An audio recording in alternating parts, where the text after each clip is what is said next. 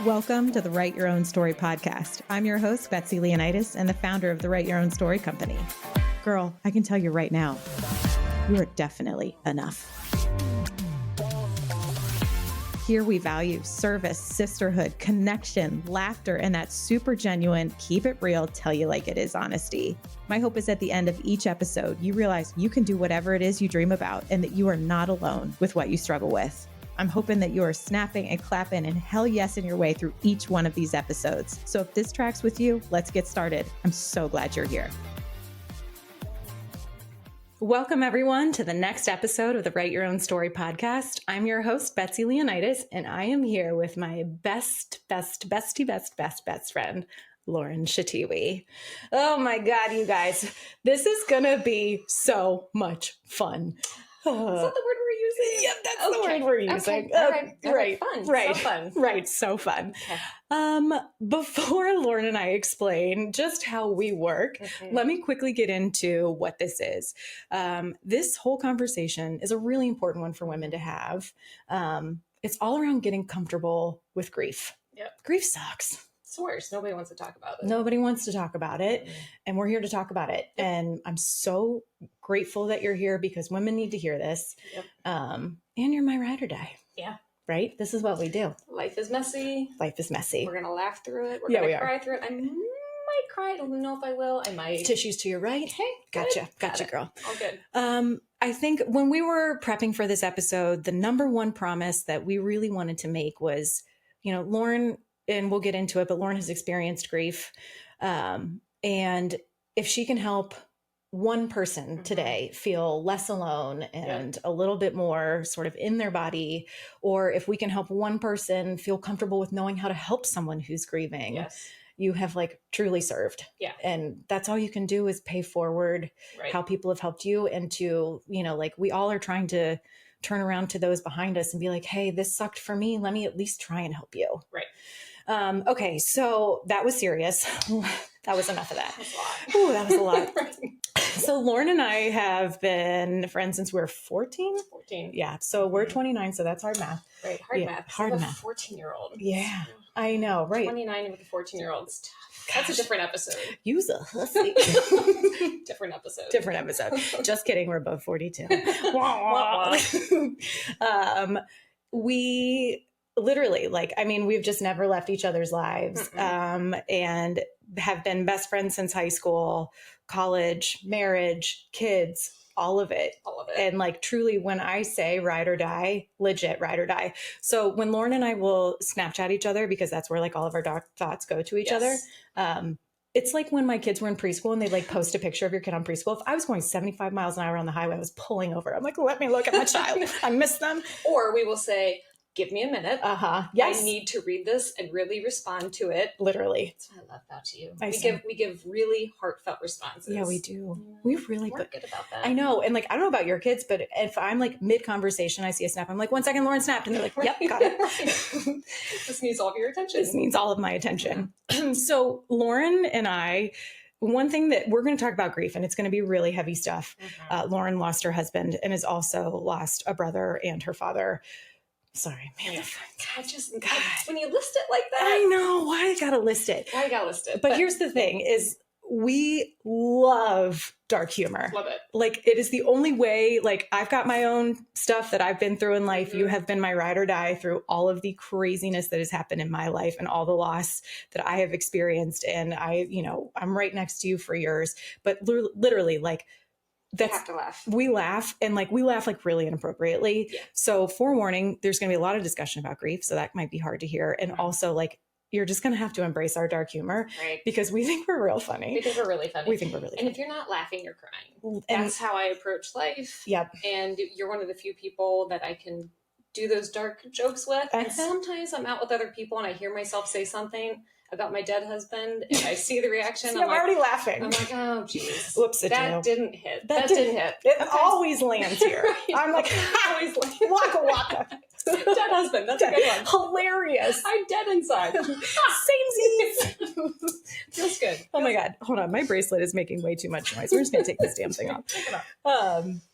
So yes. Also, Lauren and I play tennis together and we're the kind of friends, we can't play together. Like we have to be separated. Like those people that have to be separated in class, that's Lauren and I. Yeah, like in school when the teacher is like, find a partner, but find someone who you're not going to laugh with the whole time. We can't. No. And then when we actually play in tennis matches together, our dark humor comes out. And these poor women across the court are like, wait, what? And we're both just like, it's just a tennis game. My husband's dead. Like, I'm like, my husband's gone. This is fun, Susan. This has been great. Susan, you played great today. But I do think your ball was out. Just saying, and mine was in. So, Susan. Got you. It's going to be good. Oh my God. This is going to be a 3-hour episode because we think we're so funny. We're never going to stop. Okay, Toots. Should we just tell everyone about your dead husband? Let's go for it. Let's go for it. I love talking about my dead husband. Right. Let's get right into it. So my story. Yeah. You know, and I think about, you know, grief. And for most people, hopefully, grief has not touched you until you're much older. Yeah. You know, and growing up, grief didn't touch me. You know, I had an aunt. My Aunt Maya died when I was in 8th grade, but she lived in Montana. I didn't know her very well. Yeah. I watched my dad be sad, so that was hard, but not the same. Not the same. Not the same. I lost grandmas. But sad, they're old. But they were old. This is how it goes. Yeah. So even when I was younger, and I would, you know, I would cry, but I wouldn't bawl. Yeah. It wasn't a tragic death. And I love the way that you put that. Like you have so much empathy for your father. Right. But it didn't. It's not the touch same kind of me. loss. And then the first time it really touched me was my brother, Luke. When I was 27, he was 35. Friday the 13th. Like, what the fuck? Come on, what the Come fuck? on. Like, I don't. Goosebumps. I know. You don't want to believe in that shit. But Friday the 13th, November 13th, 2009, you know, just like a movie, received a phone call that changed my life. Luke had collapsed while running. And he died. I know. And 35 years old with a 1, 3, and 6-year-old. It's not fair. And like, let's also, how many brothers you got, girl? I got 5 older brothers. I'm the baby of 6. Luke was, if you split the 6 of us into 3 and 3, Luke was the oldest of the bottom 3. Yeah. And he was everything. I thought he was the coolest. He was your guy. Oh my God. I just thought he could do no wrong. Yeah. He was funny and athletic. I mean, the kind of charisma that you could only hope to possess. Yeah. My mom always said Luke could sell ketchup popsicles to a woman in white gloves. Oh, of course your mom said that. Of course she's Sandy. That's such a Sandyism. Such a Sandyism. But he could get up and give a speech in front of an entire room and everyone would be rolling with laughter. He was just so charismatic, so funny, so handsome. I just thought he could do no wrong. I know. When I think about your relationship with all your brothers, you have such a special and unique relationship with each one. You have the coolest family. And like, your older ones were gone, right? Yeah. Like, cause they're so much older. Right. And your relationship with them is so cool. Right. Especially considering that like for the majority of your childhood, they were grown or in college they're in college. Yeah. But you, Luke and Adam. Yes. And like Adam, you know, is like your best friend. Adam is my best friend. Yeah. Yeah. And which, by the way, not many brothers, sisters are best friends. No. How awesome is that? But like when you talk about Luke, like when you talk about Adam, it's like a warm, snuggly hug. And when you talk about Luke, it is like you just light up. Right. Yeah. I thought he could do no wrong. Yeah. So when he died, it was the first time that grief really touched me. It was the first time that I felt this grief, a physical grief. Like I cried so hard I couldn't breathe. You collapsed, right? I collapsed. Yeah. I took that phone call. You know, there's certain moments in your life that you know will be a changing moment. Yeah. And you know it, and you know it while it's happening. You do. You know it when it's happening. Oh, I just got goosebumps. Yep. And that's one of them. When I received that phone call and I made a terrible sound, a scream-ish cry, and I fell to my knees. And Jamal, my husband, later said, I hope I never see you take a phone call like that again. Yeah. Because it was just heartbreaking. Yeah. But that was the first time that I was like, this is grief. Yeah. This is life-changing grief. This is life-changing. Yeah. I watched my parents grieve a child. God. I watched my sister-in-law, my amazing sister-in-law, grieve her husband. I watched my nieces and nephew grieve their dad. Yeah. They were 1, 3, and 6. Yeah. And I remember that night that Luke died, we went up, he was living in Cleveland. We went to Cleveland the next day. And I remember holding on to Jamal in bed and just holding on to him and thinking, oh my God, Ellen, my sister-in-law, Ellen can't do this right now. And I had this feeling of panic. Yeah. Like, I can't even imagine what that must feel like. God. To not have your husband.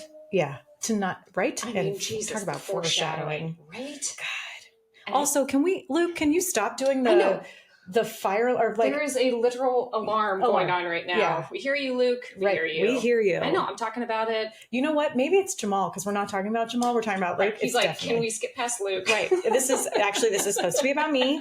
This is supposed to be about me. This has been 3 minutes too much on Luke. On Luke.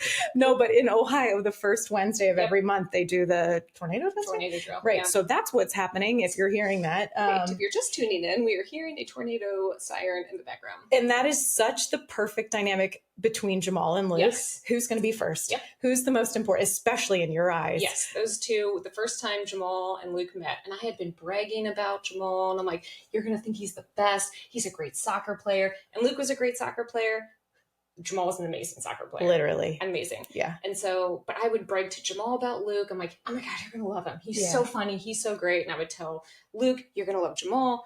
And the first time they met, it was crash and burn. I didn't know that. Oh my God. It was crash and burn. We were at my Was it like two alpha males? Yes. Oh my God. It was two men who were like, not as much on Jamal's part. I think Jamal was a little scared. Yeah. Luke was like, wait, she's always adored me. Yeah. And now here's this guy who's a better soccer player than I am. Yep. And he just gave Jamal a really hard time. So much of a hard time that I called my mom the next day or called her. I lived with her. Right. And I was like, he was so rude to Jamal. I was so mad. Yeah. And Luke called Jamal and apologized. Is that not so on brand? I know. First of all, let's talk about how old Jamal was and you were when Luke met him. 15. Because you and Jamal have loved each other since you were 15. 15. We first saw each other, we were 14. It was at the Kellogg Avenue soccer fields. Conditioning was happening before soccer. So it was like July, August, and the boys team would condition before the girls team. So I would go early with Adam, who was a senior, and I was waiting in the car for the girls practice to start. Which also, you're one of six. Of course you are. Yeah, I had to go. Right, my mom's like, I'm like, but I don't start till 11. She's like, you will go at 8:30 with your brother and wait in the car. Okay. So I'm in the there and I had the visor pulled down and I was putting my contacts in because I was like half asleep when we'd leave in the morning. And Jamal came walking up the field. It was like, there's a hill that comes off the I know field. exactly what you're talking about. Yep. And I'm putting my contacts in and I have this feeling that somebody's watching me. And I duck under the sun visor and I look and Jamal and I make eye contact and I go, like, I love it. Like, what? What?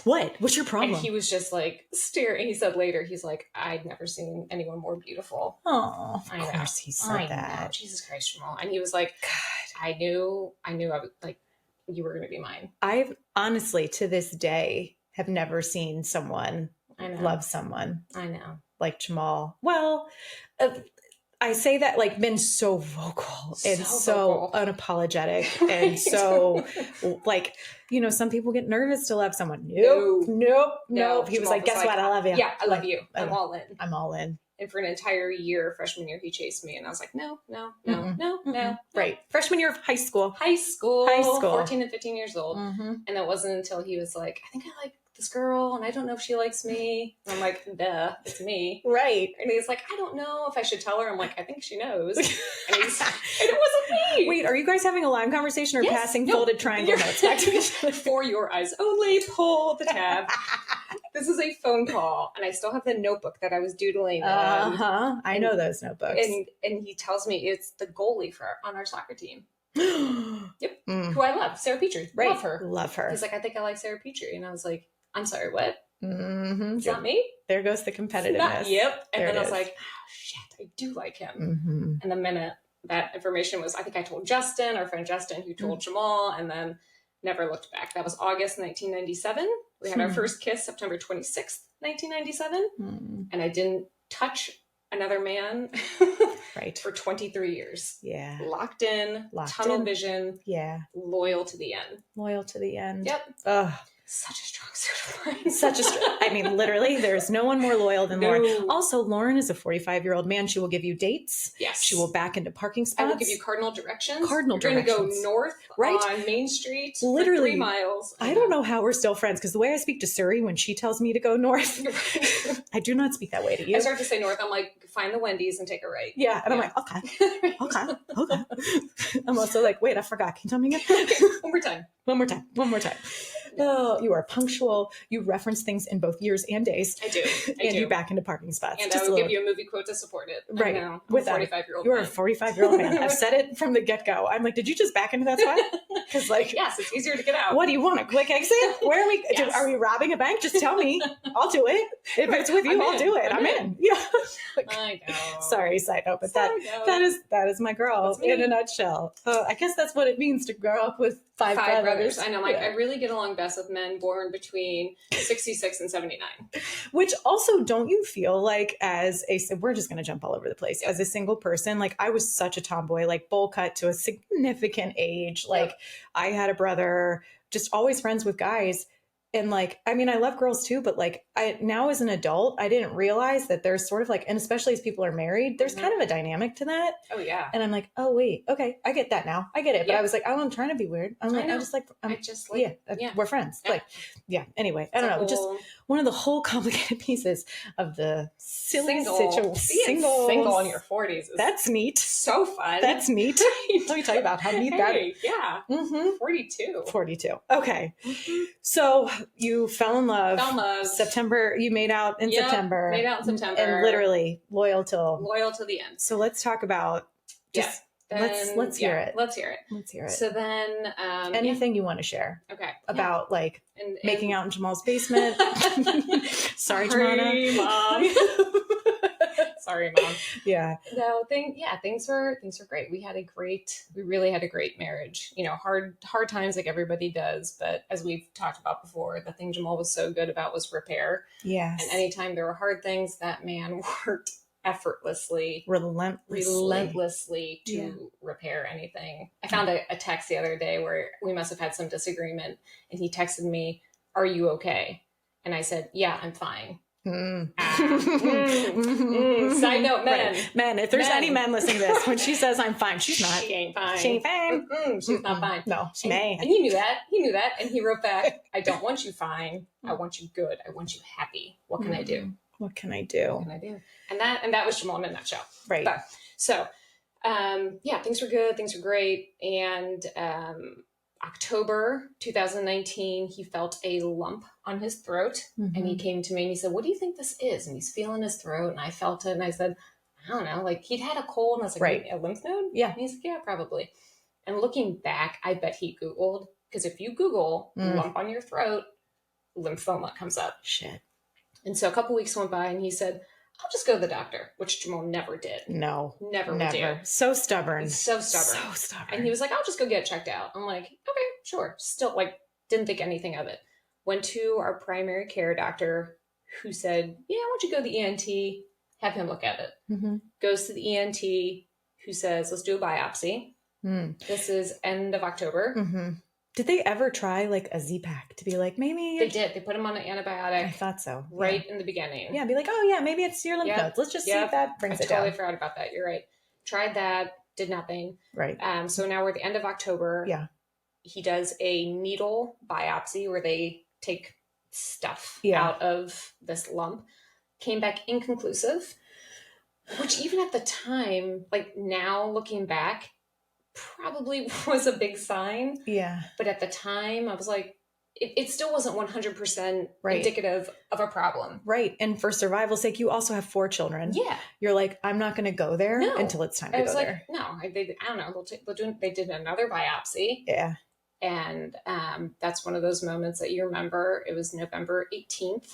I dropped the kids off to school. It was like 9:30, and the doctor called, and I heard Jamal, his office is in our bedroom. And I was outside, and I was kind of listening at the door, and I heard Jamal take this phone call, and I heard him say, if you were me, would you be nervous? And I heard him listen, and he goes, "Okay, no, I appreciate you calling. Thank you." And he hung up, and I poked my head around, and I think he said, it's malignant. Or I can't remember if he said it's cancer. I don't think he said cancer, but he started crying. Uh-oh. And I immediately went, I sat on his lap, I pulled his head to my chest. Of course you did. And I just kind of was like, holy shit. It just was like kind of numb. I don't know about this moment. Yeah. And we went for a walk. Yeah. We did a lot of walking. You guys did a lot of walking. You were like a beautiful little old couple. And we were like, I know. And we were that cringy couple. My good friend Ginny Dorn, her daughter at the time, I remember once said, oh my God, Lauren and Jamal. Like, we were so cringy. We like held hands when we walked in the neighborhood. Mm-hmm. I love that. Like, if we could have done like the hand in the back pocket of the jeans. Yeah, we right. But we're always in athleisure, so that's not an option. Right. Not going to happen. Yeah. But we were that cringy couple. We went for a walk and we were just like, oh my God. We scheduled a CT scan that day. Mm-hmm. And, but that was like things you think about. I'm like, I had to get back and pick up preschool at 11:30. I think he called his parents, told them. Yeah. We had a CT scan, came back and said and confirmed that there was a like 3 by 3 centimeter mass in his throat. Yeah. Couldn't tell exactly where it was. Looked like maybe thyroid or close to thyroid. Which that would have been better, right? We were hoping for thyroid. Because that's relatively easy with like a 95% survival rate, people. Mm-hmm. But yeah, what, to make a long story short, it was 11 and a half months of fighting. It came back. Nobody knew what it was. Yeah. We had so many biopsies. It was literally the mystery cancer. It was the mystery. We had a doctor tell us, I think it's a histiocytic sarcoma, which can be treated like a lymphoma. And that was the best news we had received. We took the kids to see Star Wars. We were in the theater. Jamal and I were bookends in the aisle, like in the row. Yeah. And he received a phone call from our dear, dear friend, Dr. Barrett. Mm-hmm. He stepped out, took the phone call, came in, and he gave me a thumbs up. And I was like, oh my God, this is good news. Mm-hmm. And they're like, we can treat this like a lymphoma. Right. This is huge. We can do this. And we're like, oh my God, this is great. So we did a couple rounds of chemo, came back, wasn't doing a thing. Yeah. And I said, just kidding. It's not this. That's the craziest part. And like, again, just to be dark humor, but this is so on brand for Jamal. Yeah. Like Jamal was like, so I'll give a little bit about my version of Jamal. Yeah. Jamal and Lauren and I have been friends since we were 14. Jamal was very much in the mix. There was a group of 5 of us or so in high school, maybe more, that were like thick as thieves.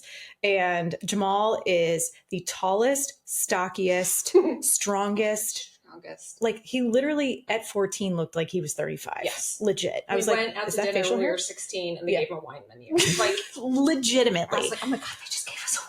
That said, Jamal was the fastest person on the soccer field. Yes. The strongest person on the soccer field. Didn't he kick a PK and knock the goalie into the goalie saved it, but knocked it in? And broke his hand. Of course he did. Yeah. He was the loudest person in the room everywhere you went. Yes. He made it clear to everyone that he was a champion anywhere. You literally would like walk up the stairs next to him and he'd touch this top stair first as you were walking at a glacial pace. He's like, champion. Literally, like, champion. Jamal.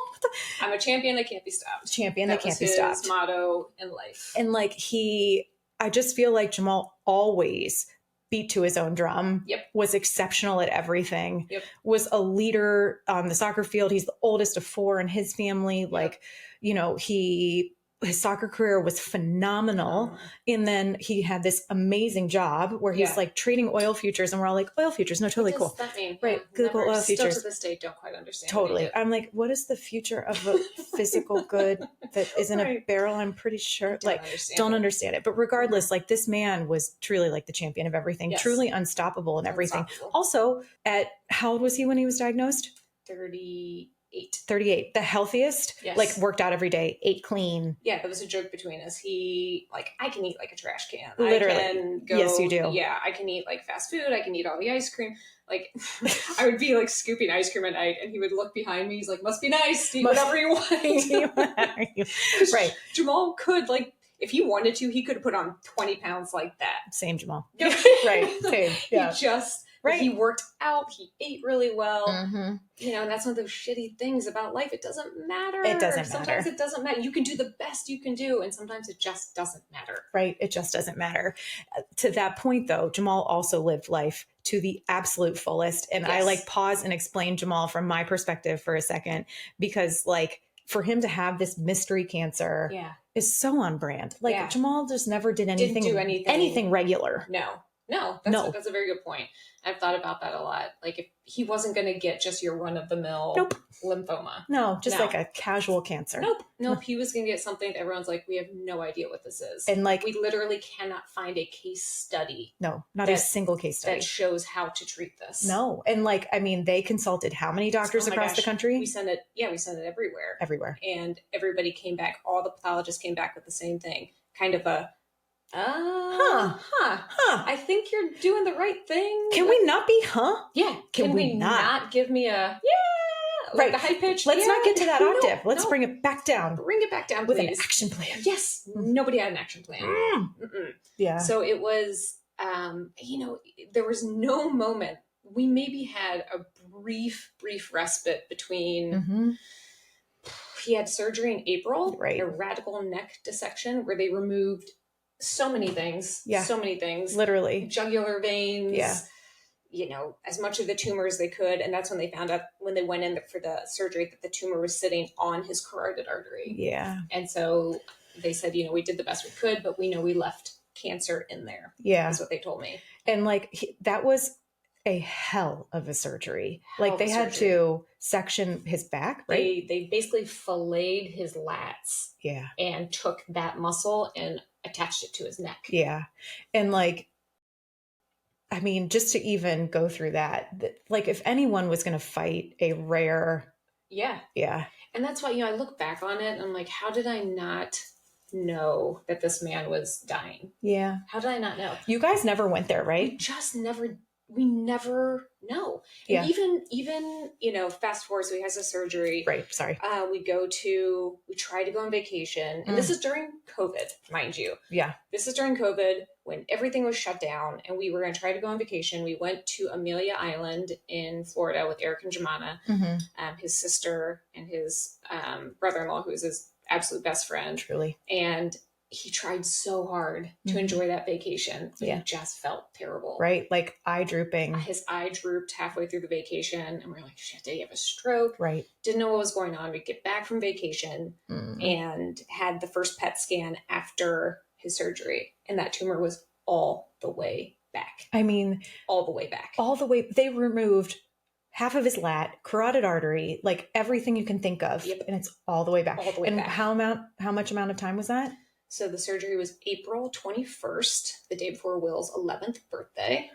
I remember that. Yep. May, June, July, 3 months. Yeah. In 3 months, that motherfucker Chad. We named him Chad. Right. I don't know where that came from. Where did that come from? I don't know, but somehow, I think Justin. Yeah. I think Justin named him Chad, and it just became our battle cry. We're like, fuck Chad. Fuck Chad. Yeah. Didn't we make t-shirts that said fuck Chad? Yeah, we made t-shirts, fuck Chad. Chad came back with a vengeance, and even then, that is the only time Jamal ever went to a place.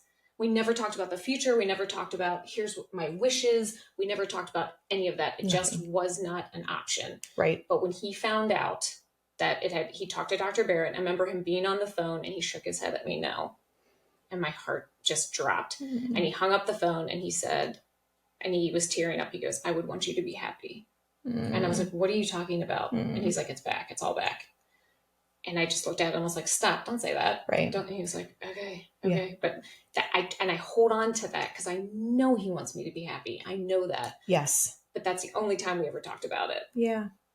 We just did not allow ourselves to go there. No, never. Even literally never talked. September, he goes in for a tracheotomy. Should have been a routine tracheotomy. And the surgeon who did it, should have taken 20 minutes. And I sat in that same day surgery room for an hour and a half. And I'm like, this is not good. This is not good. But I was all by myself. And because it's still COVID, right? Still COVID. And she finds his name, his number pops up. Right. Pops up. Yeah. He's in recovery. And then there's a phone call at the nurse's station. And the nurse comes and gets me and says, and leads me to the room. The room. I remember that with Adeline. I remember that with my fucking room. Fuck that room. It's never good when you get led to a room. It's never good when you go to the room. And my legs were shaky and I'm like, shit. And I sat in my room and that is one. And then you have to wait for the doctor to come in. Yep. You're like, what am I about to hear? And that is a moment that I think of And I remember thinking that this is a moment you will remember. This is a moment Like that will with change Luke. your life. Yep. Yep.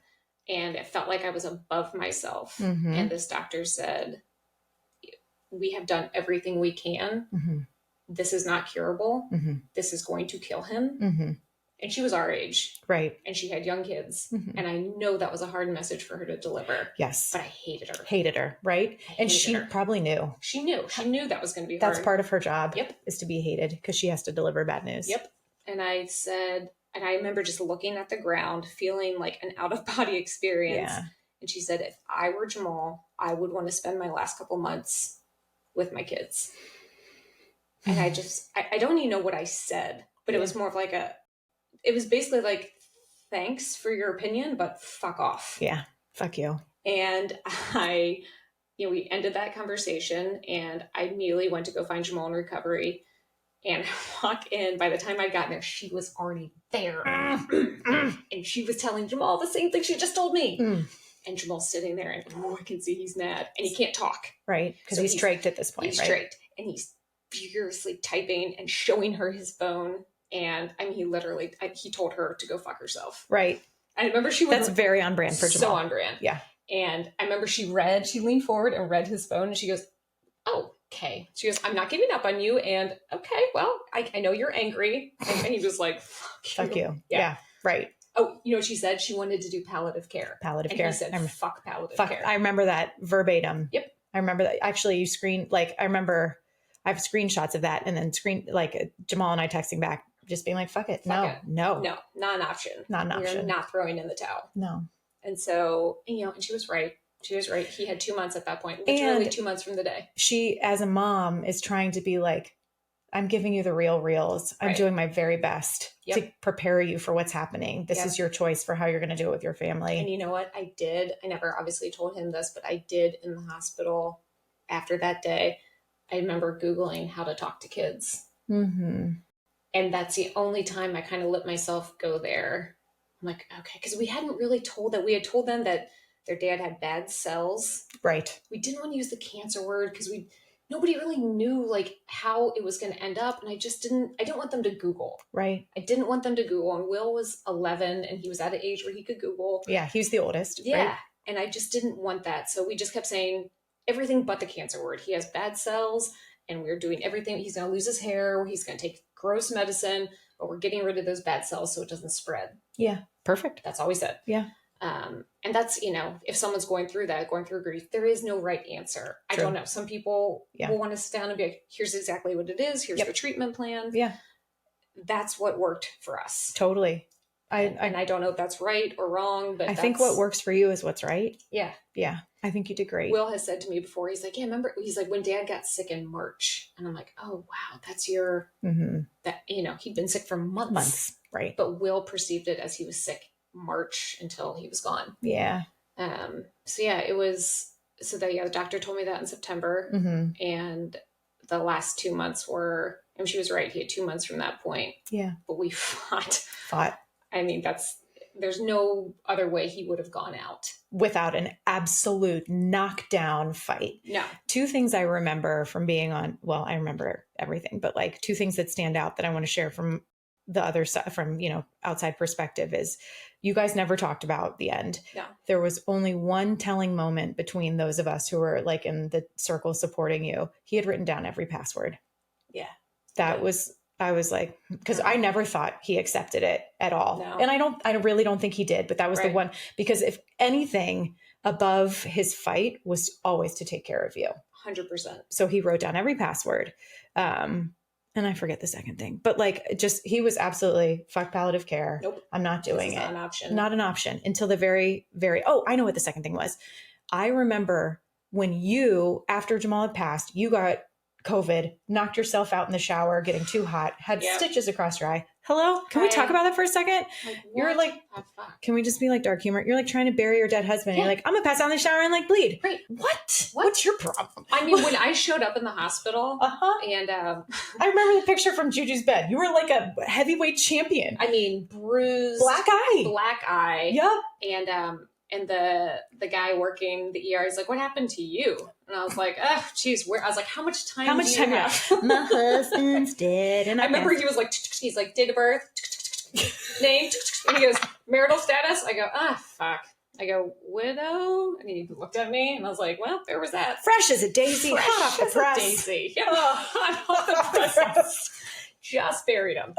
Actually, nope. Couldn't bury him because I got COVID. Right. We were all ready to bury him. Yep. And then you got COVID. We're like, okay, let's pause that plan. Pause that. Did not bury him for another month and a half. But do you remember when you went to go get your stitches out, your primary care doc, which was who Jamal went to see first, was like, I thought he had at most 6 months. He said, I've been following along. And he said, based on everything I know about this tumor, you know, all the words you don't want to hear, high grade, poorly differentiated, aggressive, you know, he's like, he outlived his life expectancy by about 6 months. Of course he did. Because that is also because he's a champion. He is a champion. And he's stubborn as hell. Stubborn as hell. God. And, you know, and that's, it wouldn't have done us any good if on November 18th, they said he has 6 months to live. Yeah.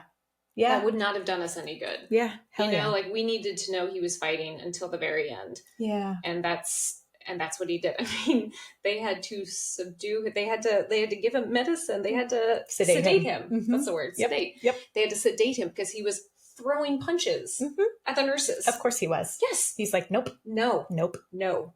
And I'm like, that makes sense. That's Jamal 100%. That makes sense. And another thing I remember from Jamal is every single time he'd come out of surgery, the first thing he would ask for is you and his wedding ring. Yes, I know. To get real about grief and what it looks like as a caretaker. Yes, let's get into grief. That's why we're here. Right. Sorry. Well, but also like talking about Jamal is something that we will always do. Yeah. And that is something I hope people take away. If someone is grieving, talk about their person. Like you not bringing them up isn't keeping them from thinking about them. If anything, it makes them feel better. Like I love when people are like, oh my God, remember that one night Jamal did this? Like it doesn't make me sadder. Yeah. To hear it's so good for people to know. Yeah. Like talk about it. Like and maybe everyone's different, but for me, like I like people telling me stories. And I like when they tell their kids stories. And so I think, you know, don't be afraid to bring them up. Yeah. Say their name. Talk about stories. Say and not even great stories. Tell the time when Jamal was an asshole. Right. Like, we all know there were times. Just start ruminating on that one. There were all times. We all know. You know, like, but don't be afraid to say their name. Yeah. And I think that's like, as someone who sat beside you and still continues to sit beside you, like that is definitely, it's such to see you light up still in the way, it's so good as your sister to see you light up and like, So, okay. So let's get into grief. So as a caregiver in it, you know, if you're first line defense, second line defense, third line, it doesn't matter, but that first line defense is when you're the spouse. When you're the spouse. Yeah. With children at home. With children. It is hard. And then COVID, I felt like there was a period of time where everybody in my life was telling me how to be a certain role. The kids couldn't go to school. And so the teachers would be like, here's a reading lesson. I never wanted to be a first grade teacher. No. I didn't. No. So it's like, here's how you do the reading lesson. I'm like, okay, got it. And then even soccer coaches are like, here's a quick thing you can do with your kids. I'm like, okay, again, played soccer, don't want to be a coach. Right. Okay, I don't have time to go outside and do, you know, juggling and drills with them. Right. And then even, you know, Jamal's doing PT and they're like, here's some PT things. Here's how you clean a trach. Here's how you... I remember that. Yeah, had to clean a trach. Here's how you manage wound care. Like, every time I turned around, somebody was telling me, here, it's just real simple. Let me show you. Here, real simple. Here's how you do it. God. And I was just like, I can't do this. And any time, and this is what I started to think about as a caregiver, and especially you said Jamal just wanted me, anytime I left that man's side, I would get a text. Yeah. Because he was upstairs. Where'd you go? And I'd be like, I'm downstairs. What do you need? And he would always say the same thing. You. He just needed me. Yeah. Just wanted me. The only thing that brought him comfort was me. And so for those, if there's anyone out there in the thick of it who is managing a sick partner and has kids, like, how do you do that? How do you, like, because you have to split yourself in half, but like, so you've been on the other side, and like, are you so glad that you spent all those moments with him because that's what he needed and your kids are okay? Or like, how do you navigate that? Or is it just messy and you just have to literally surrender to the mess? It's surrender to the mess. Okay. Because I've thought about this a lot, and I can beat myself up a little bit. If I thought he was going to die, which I honestly, neither of us thought he was going to, no, I would have spent every minute with him. I wouldn't have eaten my dinner downstairs when he was upstairs with the nurse. I would not have taken a kid to soccer. Yeah. I would not have told him, give me 10 minutes to take a walk to clear my head. There was one time I tried to take a walk and I left the house, and he texted me, where are you? I need you. So I came back and I came upstairs, and because he was, kind of hallucinating, and the meds had him all sorts of. And I said, I'm going to go for a walk. And he said, okay. And he gave me a thumbs up. Walked out the door, texted me, I need you. I turned around and came back. I said, are you okay? And he's like, good. He's like, where are you going? I'm like, I'm going for a walk. This happened 4 times. And on the 4th time, I was like halfway down the street. And then he texted me, I need you. And I said, Jamal, I'm going to go for a walk. And I texted the nurse. I said, can you keep him occupied for 15 minutes while I take a walk? Right. I just need to take a walk. You cannot regret that. I know. And I try not to. I know you can't. I know I did the best I could. You did phenomenal. And like, this is like when you have to put the oxygen mask on you when the plane's going down. I know. You're right. Because would you have ever been able to rub his back for hours at the hospital? Hours when it's just the two of you because it's COVID, and he also can't speak because he's trached, and you're reading a book, rubbing his back for hours. Yeah. Would you ever have the stamina to do that? Or would you ever have the stamina to care for 4 children if you didn't take a minute? Like, no, probably not. You can't. And if someone is in the middle of it, as much as you want to spend every waking second with it, you can't spend good seconds. I know. You need to take a minute. They got to count. Yeah. And you need a place to talk to someone. And this is something, we talked about when we were discussing this podcast, that I hope when you are going through this and someone you love is sick or someone has died or whatever, you need a place to voice your concerns, to voice your fears. Because I learned very early on that I could not voice my concerns to Jamal. Right. I tried once because he was, like, woman, what's going on in that head? And I'm like, nothing. I'm fine. Nothing. I'm fine. Right. He's like, woman. I'm like, and I tried to tell him I was scared, and it did no good. Right. No good. He was like, wait, why are you scared? Yeah. Should I be scared? And I'm like, no, what? No. Yeah. Here comes the octave up here. Here comes the high pitch. Right. No, we're good. Oh. So I learned early on that I had to be his rock. I had to be the cheerleader, and I bought into it so much that it wasn't even lying. No. So, the last couple months, the amount of times he asked me, do you think we're beating this? And I was like, yeah, absolutely we are.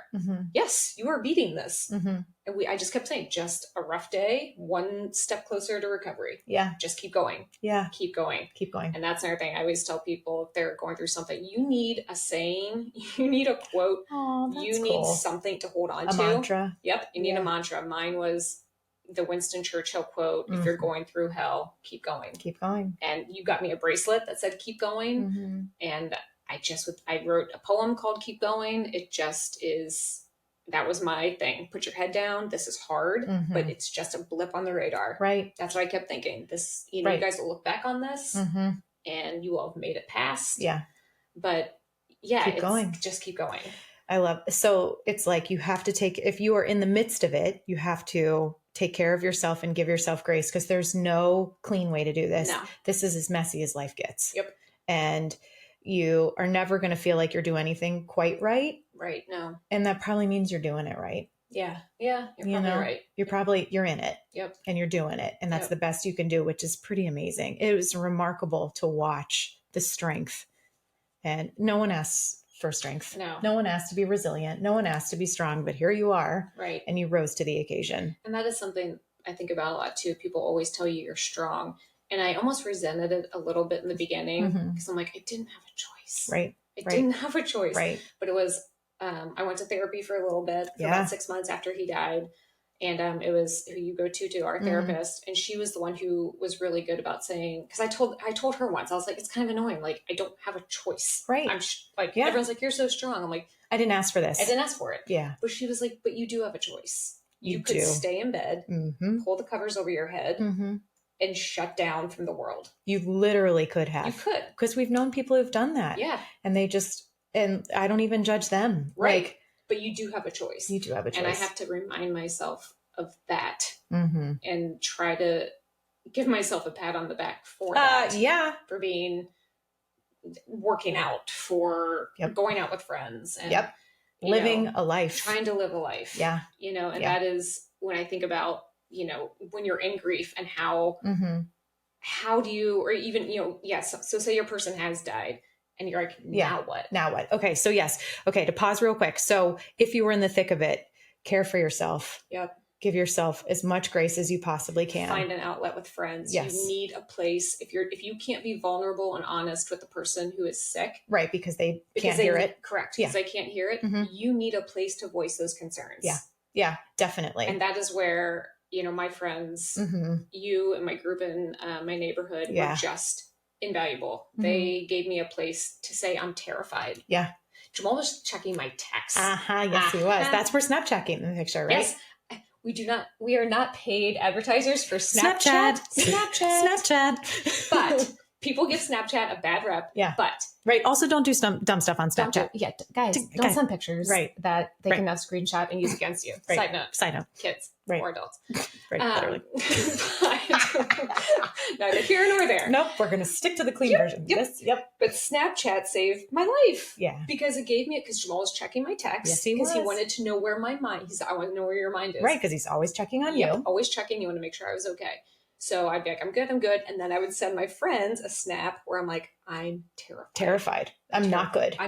Right. I'm terrified. Yeah. And the beautiful, snaps go away. He can't check my, and he knew it. He knew it. He's like, who are you snapping over there? I'm like, don't worry about it. Look at this new filter. I know. Just doing fun filters. And I think you also, and I kind of want to get into this in a little bit, but okay, so definitely, we're just going to talk about, I want to make sure that we put a pin in when you're in it. You take care of yourself, you find that outlet, you have a mantra, and you just embrace excuse my language, but the shitstorm that this is. Yes. Okay. So now Jamal dies. Yes. Wah, wah. Wah, wah.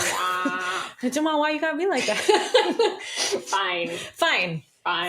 He dies. And it was, and I think back on it, I'm like, how was I like, that happened? I'm like, of course it happened. I'm looking back on it, like he was so sick. But I just didn't. I dropped him off at the hospital on Friday, thinking he was going to get fluids, thinking he just needed antibiotics. Let's clear up the infection. He gave me a thumbs up. Yeah. He texted to make sure I got home okay, which he did every time I left the hospital. Of course he did. He said, let me know when you get home. I mean, I just still was not prepared. Yeah. For that phone call saying, you need to get down here. Yeah. We cannot secure an airway. So I called Eric, who is, I can't even say what Eric is to me. He's like everything. He's a rock. Yeah. Woke him up. Eric went with me to the hospital. Of course he did. Eric did everything. Eric did everything. Yeah. And that was Saturday. And then we needed the doctors were essentially saying, we can't keep him. This is it. He was heavily sedated because if he moved, they had a very precariously placed trach, basically they jerry-rigged a trach. They couldn't, they had to go around the tumor. It was a full-on loop-de-loop. Yep, full-on loop-de-loop. They found a workaround, but they're like, we can't move him or that pops out and he can't breathe. Literally, this is it. And I was like, oh shit, okay. And that's when I talked to Dr. Bear, and I talk our doctor all the time, who was amazing. And I kept saying to him, will you let me know when I need to tell the kids? And he said, I will let you know. And this was a couple months ago. He said, we're not there yet. I will let you know. And I talked to him on Saturday morning, and I said, is it time to tell the kids? He said, yeah, you need to tell the kids. And I think I called my sister-in-law, Ellen, and said, how do I do this? Yeah. Do I do it separately? Do I do it together? I did it together, sat them all down and said, your dad is going to die. He's in the hospital, but he's not going to wake up. So that was Saturday. And is that how you do it? Yeah. For those who might have to have that conversation. Is this how you do it? I thought about, do I do it individually? But my thought process was, if I go and tell Will or whoever, then if he gets upset, then everyone's going to come. Why is Will upset? Why is Will crying? Right. So I was like, bring them all together. And I look back on that, and I remember the look on Will's face. He was playing video games. And I was like, hey guys, and my face was a wreck. And I was like, we need to sit down and talk. Or I said something like that. And they all gathered around. And I knew enough, I'd read enough you can't use euphemisms. You can't be like, your dad is going to pass. Like you have to be direct. You have to be direct. Yeah. Okay. Your dad is going to die. Yeah. Right. Especially like you have to be clear. They can't wonder. Correct. Yeah. Your dad is going to die. He is in the hospital. He's not dead yet, but they cannot fix this problem. And, and that was all along. That was always my biggest fear. Right. Was that talk. And then here you are doing it. You have to do it. You have to do it. And that's something. And you just did it like a boss. Just have to do it. Right. You're one foot in front of the other. Yes. Just do it. Was that like an out of body? Yes. Yeah. That was an out of body experience. And they, Will did not make much of a sound. He had tears rolling down his face, but didn't say anything. Maya let out a sound. The little ones were like, can we go now? Like they didn't, totally quite understand it. That feels appropriate. Yep. Yeah. Yeah. They were 5, 7, 9, and 11. But yeah, so then Monday was when we finally, we all as a family I think everyone had to get to a place of knowing this is what we have to do. So being there with you all weekend and watching you hold space for Jamal's parents and siblings to come to the same point where you were. Because I think I was there. Yeah, you knew. The doctors have been telling me like this. Right. 2 months ago, the doctor sat you down. Right. But they needed to get there. And like the fact that you had the empathy, not that they deserve every bit of it. It's their child, but like you got a lot on your plate. And I think that just speaks volumes to your character. Thank you. Yeah. That you were and I've seen parents grieve their child. Right. I've watched my parents do the it. foreshadowing. What the actual? See you, Luke. See you. See you. I knew that had to be handled very delicately and with the most empathy and with the most love. And you did. And you did. I tried really hard. You absolutely did. A side note, when the doctor had pulled me aside, the MICU, the medical ICU doctor had pulled me aside and was like, we need to stop life-saving measures. You know what I said? I don't know if I told you this. I don't think so. I was like tearing up. I go, he's an all-American. Like that mattered. Like that matters. Jamal would be so embarrassed. He was always so embarrassed. He was like, God, you brag about me. But then that is the definition of your love for him. You're like, and then Jamal, which is the best. Like, did you know he can run a 221.9 seconds? Right. And he's like, the record. He's like, that was 20 years ago. And you're like, still kidding. Did you know? Still the fastest. But that's like the most beautiful part about how you loved him. Yes. Yeah. I was his biggest fan. And I think about that. He would be so embarrassed. Like, I cannot believe you just told the doctor I was an all-American. But then, dying. After a couple drinks, he would pull me in and be like, I love that you love how much, I play soccer and sprint so fast. But yeah, I literally said, but he's an all-American. Oh my God. And the doctor was like, but it was like, what was the doctor's reaction?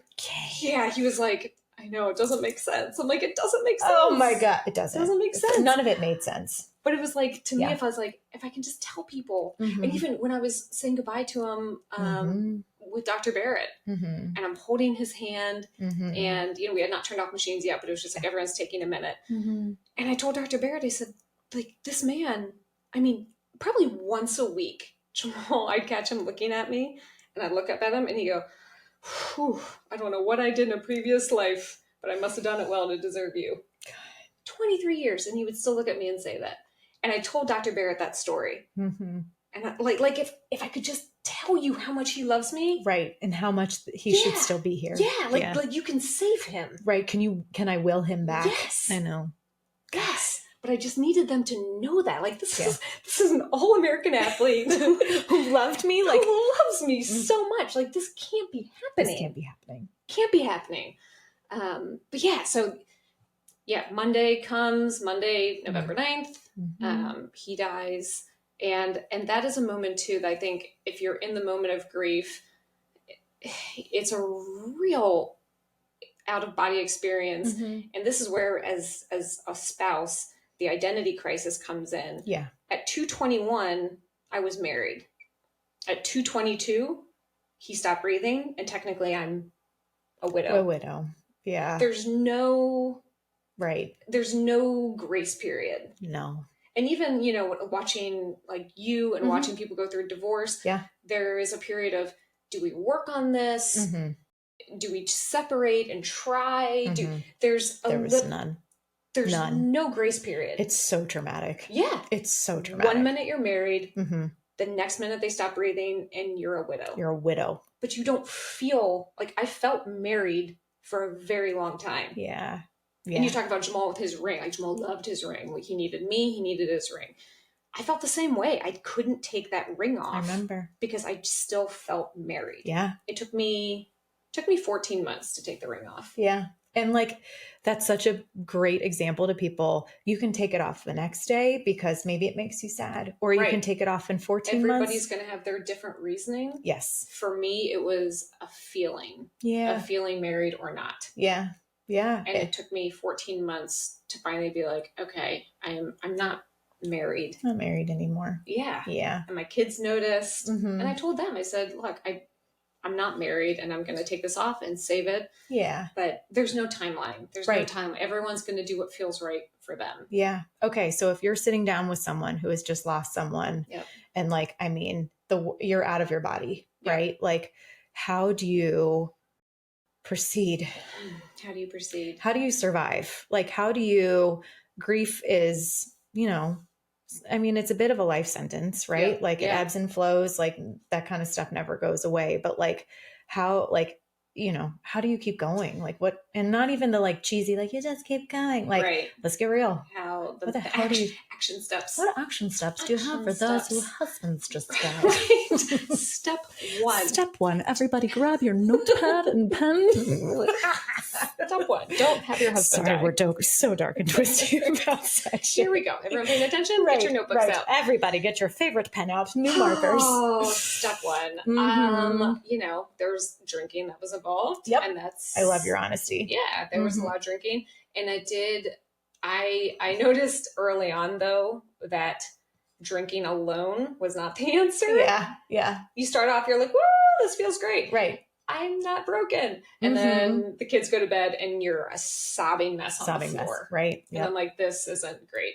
So drinking out for a hot second was not the answer. Yep. I love you for saying that. Yeah. Because can we just be honest? Yeah, like it is. Like you just want to numb the pain. It numbs you for a minute. Yeah. But it does come back. And I think it like comes back like twofold. It does. It does. Isn't that rude? It's so rude. Come on, man. Just let me stay up here. Let me just be numb. And now I'm on the floor. Literally on the floor. On the floor. What is it with the floor? I guess it's like when you meditate, they're like, ground yourself. Yeah. I'm on the ground. Grounded as I'm going to get. This is what you meant.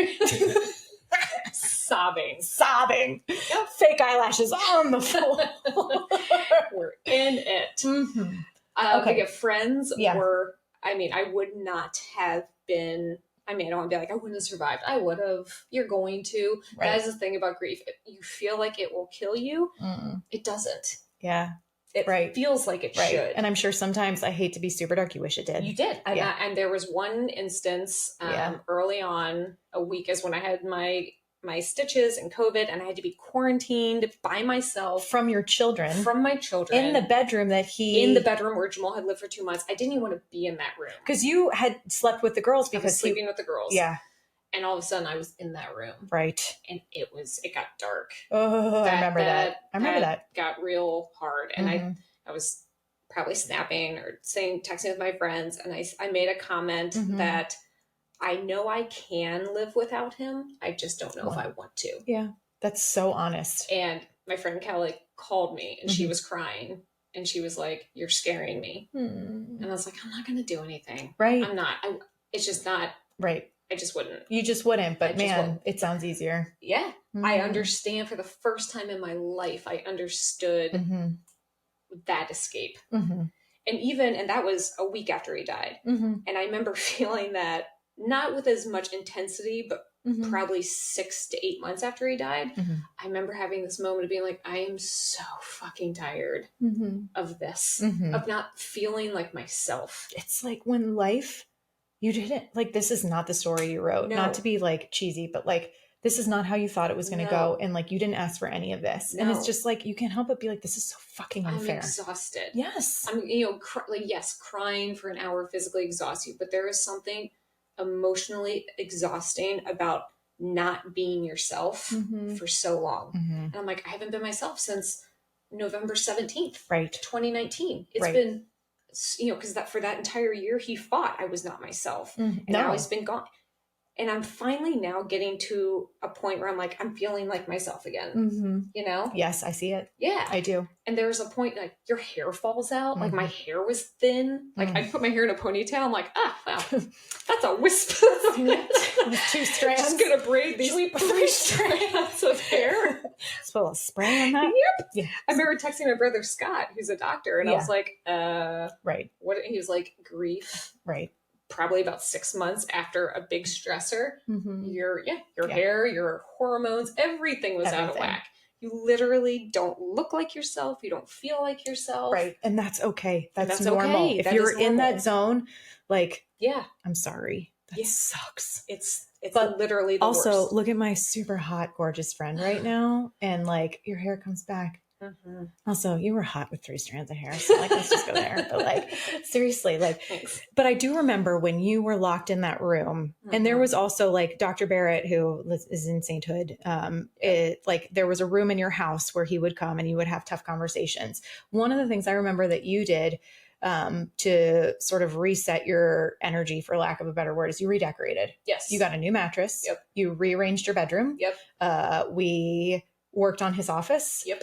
There were things that like, that is truly, it is not an eraser at any stretch. No. There's no erasing. No. There's never any erasing. But for me, it was erasing the bad parts. The bad part. I didn't want anything cancer related in our house. Yes. I didn't want the medications. Yes. I was looking for something the other day and I found the bandages. Like, oh my God, I bought so many gauze. Walgreens. Yes. DoorDash. I remember. I was at Walgreens every day. Getting 3x3 and 4x4 gauze to cover his neck. Yeah. And I found those the other day and it like sent a shudder through me. Yeah. But I didn't want anything cancer related in the room. Right. And I got rid of all the t-shirts we had to cut to make room for the trach. Like I got rid of all of that. Right. And it's like, you just have to, and I'm not the expert, but I'm saying as a witness, I felt like I could see you let a little air out when it's just like the littlest sense of control, right? Like, cause your whole life is completely out of control so like, whatever it is that you're going through and you're like, I think I have to do this, even if it feels weird or radical or whatever, like just do it,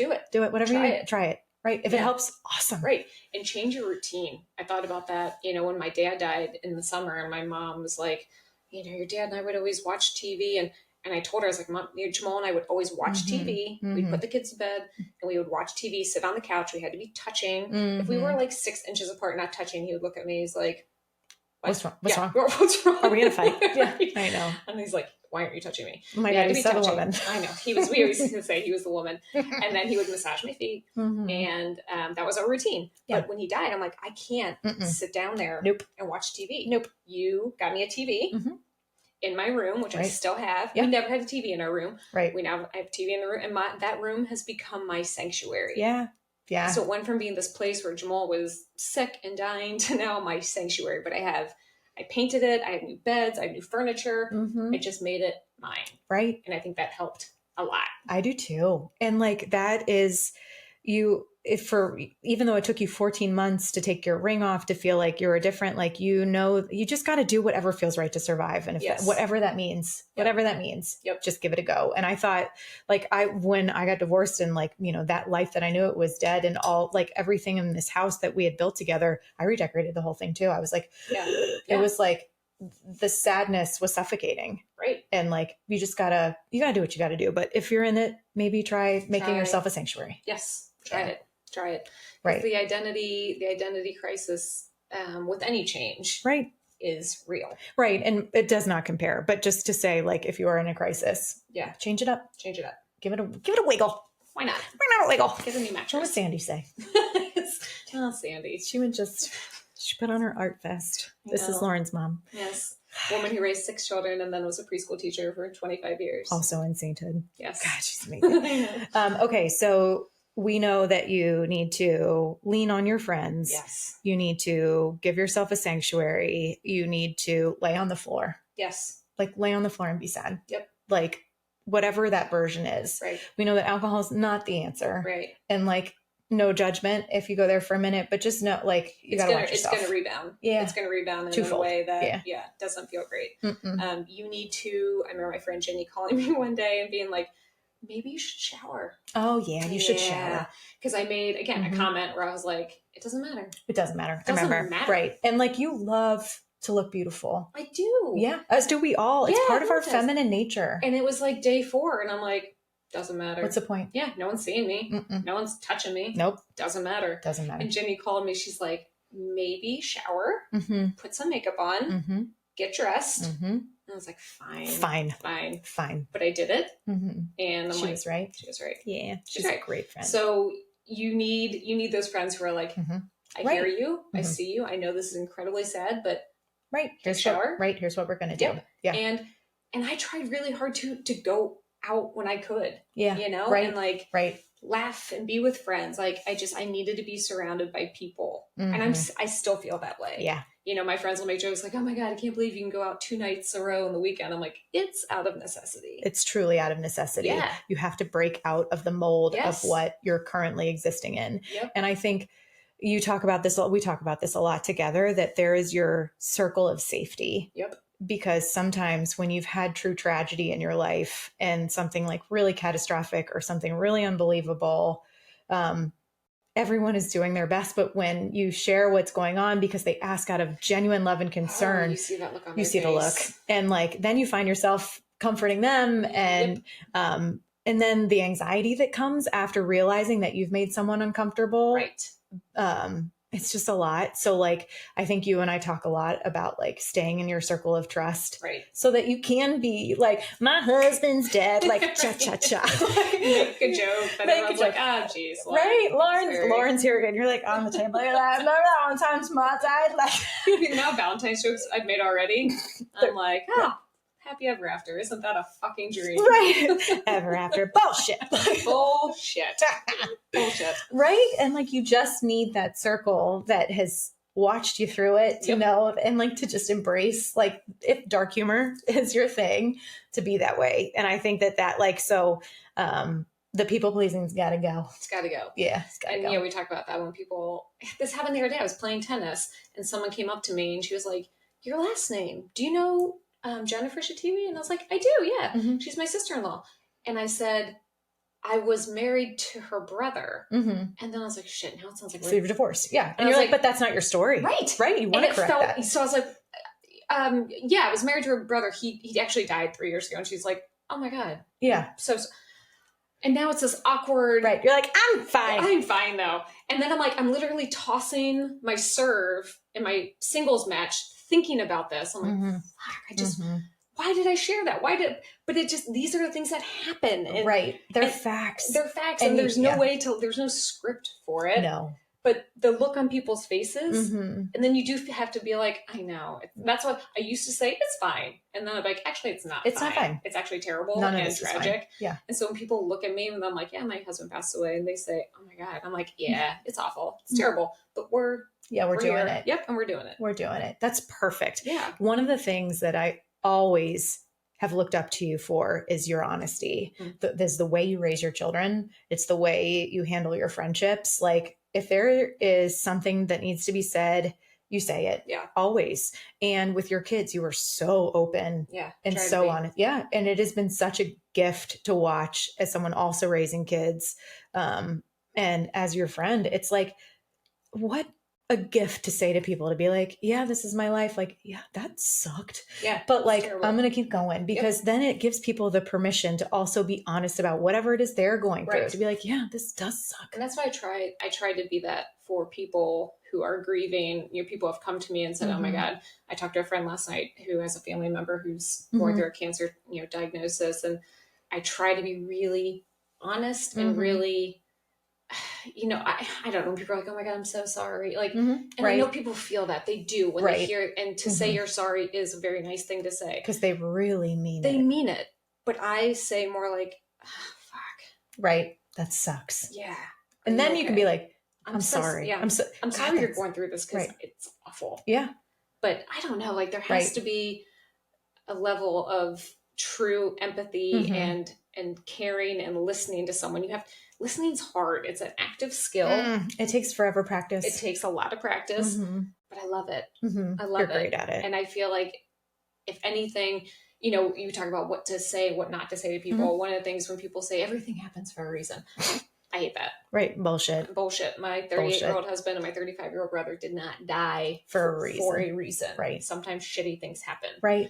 But what you do with what happened, that maybe can have a reason. Oh, God, that's good. If I can take this shitty situation and my love of listening and being empathetic, and if I can listen to people or be there for them as they are going through a hard time, that's what I'm going to do. Do you find that cathartic? I do. And I know we had talked about this and you asked if it was triggering. And it's not as much as I would have thought. Yeah. You know, I can definitely put myself in that place. I can remember walking, taking the turns you have to take to get to the ENT ICU. Like I can do all that and I can remember what it feels like. But I think that's what makes me an ally for these people because I do remember. Yeah. You know, I wish I could have talked to I remember sitting down, like, what do we want to do now? And we have a problem. You want to Google it. Right. I remember sitting at the computer and I was like, the fuck am I going to Google? Right. What to do when your husband dies? Right. Like, I'm sure you did Google it. I probably did. I'm sure I Googled, what do you do when your best friend's husband dies? Yeah. Like you're just trying to help. Right. You need some sort of direction. Right. But you know, and I had my sister-in-law who, God love her, like was still is an amazing source for me. Yeah. But to have someone you can talk to and just someone who's going to tell you it's going to be okay. Yeah. Right. And I even knew that. I told Jamal that when he was dying. I said, I'm going to be okay. Yeah. Right. Because I knew that was true. Yeah. As much as this was going to hurt and it was going to be hard, he needed to, every time we went for a doctor's appointment, he would say, I need to be here for my wife and kids. Whatever that looks like, I need to be here. And he needed to know I was going to be okay. That's just such his character, truly. And like, I don't know. It makes me stop and pause. He's just, I know. Right. So special. And when I think about the whole grieving thing, not the only thing, but when I get emotional, it is typically surrounding how much he loved me. Yeah. And you know, what that looks like for my future. Right. Moving forward. How do you ever, I don't know. And I embrace the idea of early on, it's not moving on. No. It's moving forward. Yeah. And I think that's an important distinction to make. Definitely. You're moving forward. Jamal would want me to move forward. Yes. And I want to move forward. Yes. As you should. You know? Life is meant to move. It is. And there are times when I'm being like kind of dark, or I'm like, maybe I'm not meant to marry again. Maybe I'm not meant to fall in love again. You know, the amount of people who have told me, just a friend last night said the way you and Jamal loved each other was special. And not many people get that in a lifetime. No. And I've had enough people tell me that I'm like, maybe they're right. And maybe this is you get that once in a life. Right. And I don't get it again. But even as I hear myself say it, I don't believe it. Right. I don't believe it. Right. I am someone who's made for connection. Yes. Your loyalty and your amount of love. And such a good wife. And you're such a good wife. Right. You are such a good wife, which is why we're going to be building property together and raising our 8 children together. And we're going to be the best wives for each other. Right. Even as a platonic wife. I'll be a great wife. Right. Oh, I know. I'm like, I just want another wife, but like very platonically. Like, can you just help me raise my kids?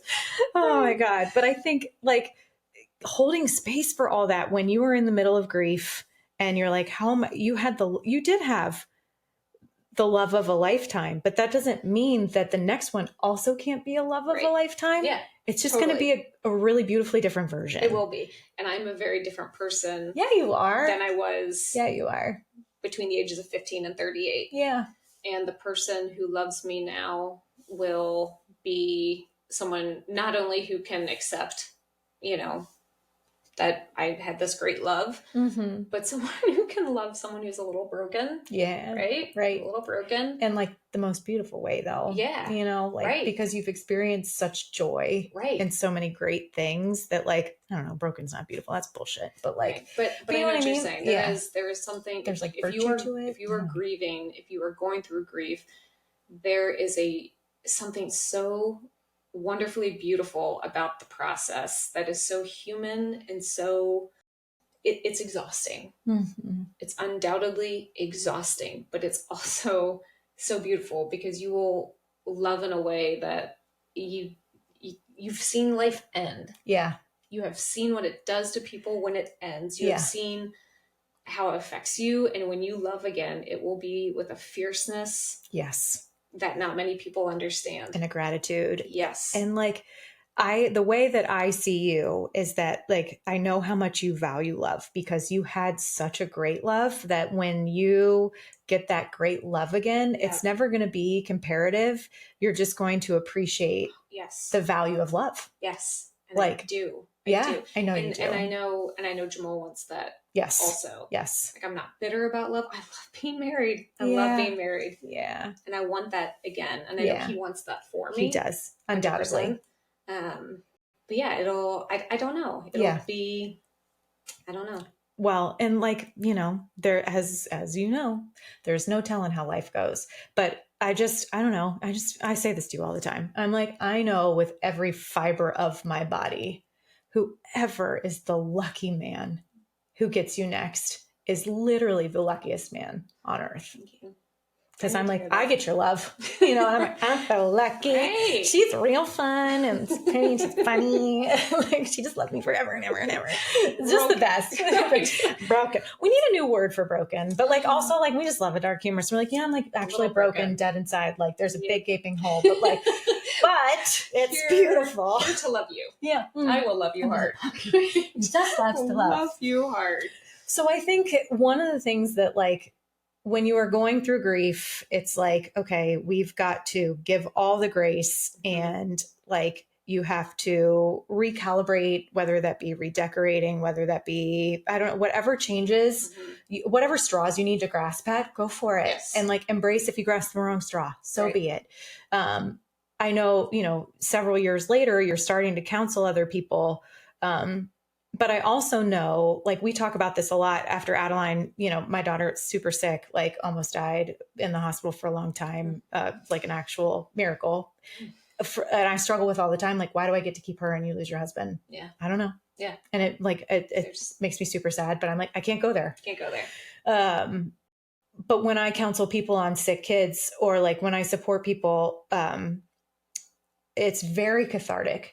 But for me, like a boundary is like, I have a very hard time on Facebook when people have pages that are sharing their sick kids, which I love. Yeah. I value. Your story needs to be shared. But you go down that rabbit hole. If I see a kid in a hospital bed, like it's just, I have not healed enough for that. Right. So like, I do have some boundaries for myself that's on me to put in place. Like, I don't ever want anyone to stop doing those pages and to stop fighting how they need to fight. For them. Totally. Yeah. But like, so when you counsel people on grief, you're not going down to University of Cincinnati and sitting with them. Right. Because that would be a hard one. Like, so like, I think, do you know, are you learning your limits as you start to counsel people on grief? Yeah. And like, sometimes, I don't know, I'm only speaking from my experience. Like I have to get it wrong before I can get it right kind of thing. Yeah. There's sometimes you come home after talking, you're like, oof, now I am stuck in 2020 and I'm back there.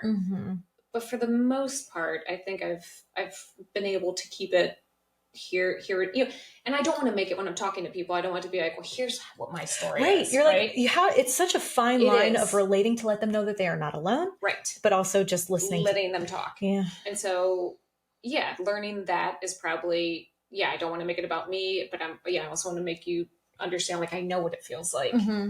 This is all valid. Yes. Yeah. But yeah, I think so far I've been able to keep it to a place where I feel better helping and listening than I do sad. Yeah. Going back to that place. Yeah. Yeah. So, absolutely. You know what though? But this is not my analogy, and everyone uses this analogy, but I think it's so good. The waves. And one of my children recently just broke down, and And I was telling this child of mine, you know, I was like, imagine you're in the ocean. Yep. And we've all been in the ocean, most of us. And sometimes you stand in the surf and they're just little waves. And they just lick at the back of your knee. They hit your calves. They hit your chin. But you're able to stand. I said, that happens to me 10 times a day with your dad.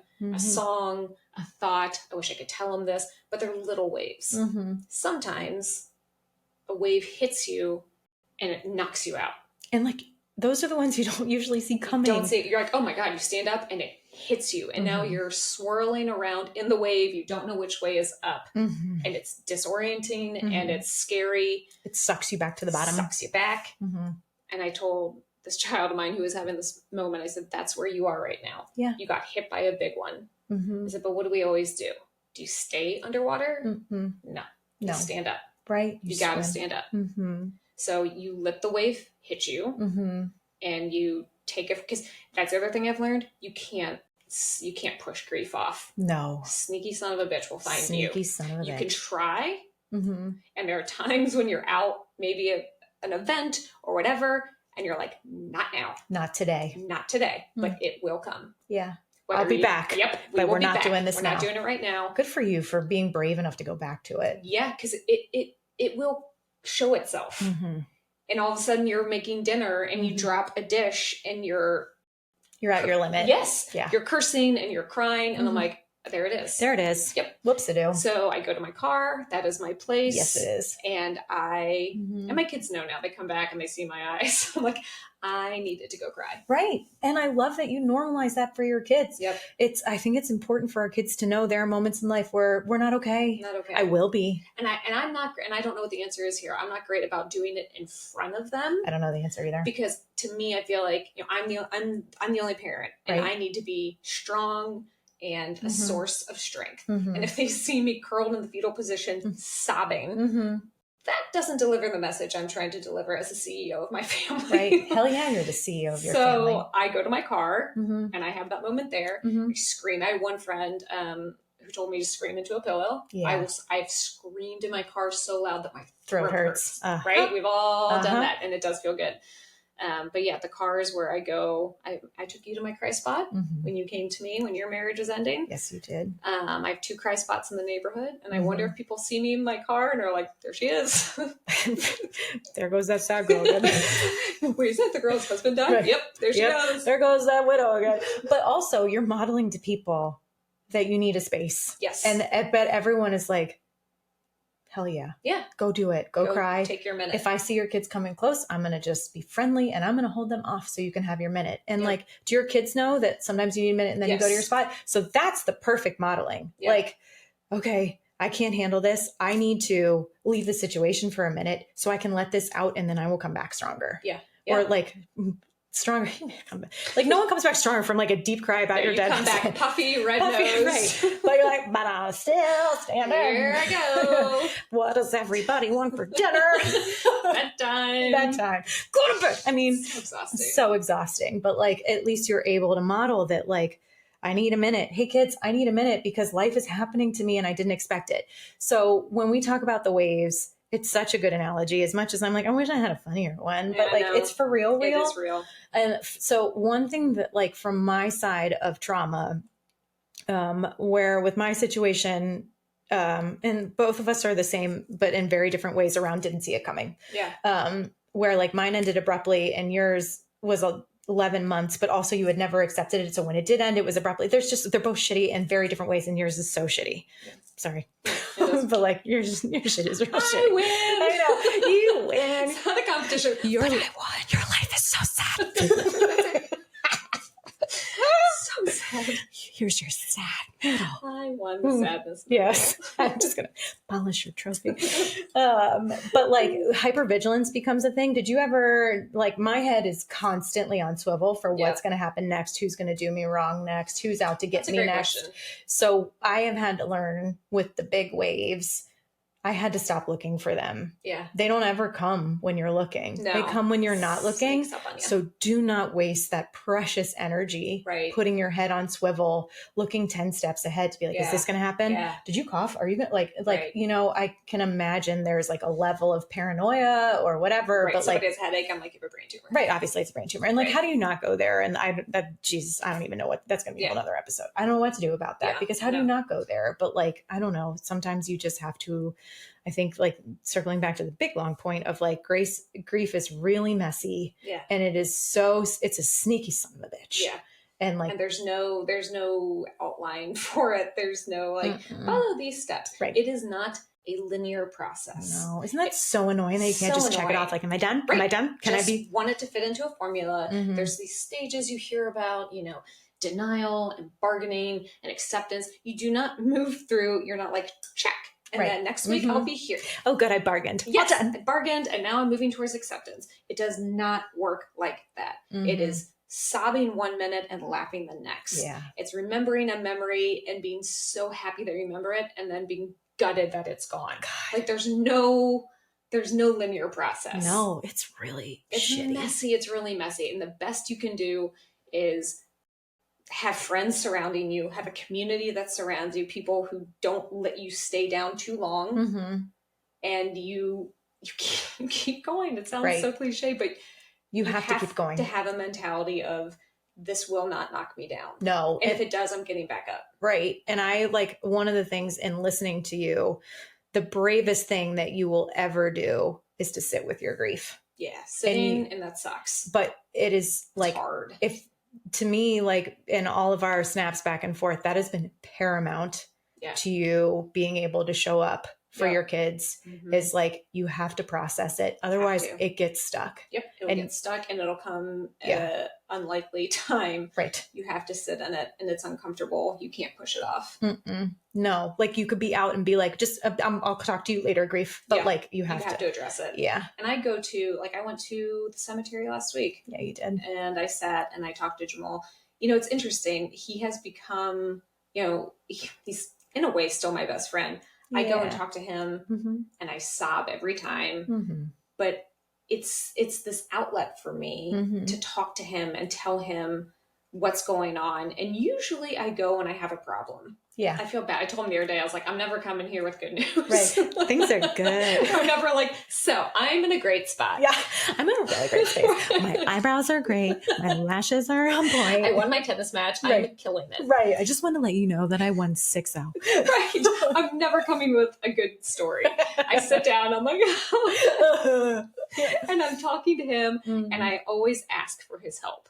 Yeah. Whatever I'm going through, wherever my head is, I'm like, I need your help. Yeah. I'm like, I don't know how it works up there, but if Luke is there and Dad is there, like, can you guys just all work together? Can someone throw me a bone? Somebody throw me a bone. Can someone help me out? Give me a sign of what is supposed to be happening. How am I supposed to be doing this? But I still use him for that capacity. That man had the ability to solve all my problems. He really did. Always. And does he still? He still does. Yeah. Even as he's gone, he still has this ability because I know what he would say. Right. I know what he would say. So like, let's talk through that for a second, because if someone is grieving, like, and people are like, show me the sign, and then you're panicking that you're not seeing the sign. Right. Everyone's experience is different. But when you go in, when you sit, and it's not even like, you know, it's not like you're going there to meditate. You're like, I have a problem. Yeah. I'm so upset. Yeah. Like, how do you, like, what does it show up for you? There's the Cardinals. Yeah. There was one moment I was having a moment and I was like, God, I just don't know what to do with this problem. And I looked out into my yard and there were 3 Cardinals. 3. After your dad had died? Yes. Sitting in the grass. Right. Cardinals are all like grumpy and stuff, so they don't hang out. No. 3 of them sitting in the grass. In the grass? Yes. Normally they're on a fence post or in the trees. 3 sitting in my yard. And I just looked at it and I was like, okay. And I don't know what that means. I don't know. It wasn't like here's what you should do. But you're not alone. And that's what I took it as. Like, they were like, we see you. We're here. Yeah. You'll figure it out. That's what I think the bottom line is when I go and talk to Jamal. Like, I can hear what he would say. Right. You know, sometimes I do. I talk to him about my future and I'm like, how am I supposed to? Totally. How am I going to meet someone who can love me the way I need to be loved. Which is so telling of your relationship, by the way, that he really was your best friend. He was. Yeah. And I'm like, and is.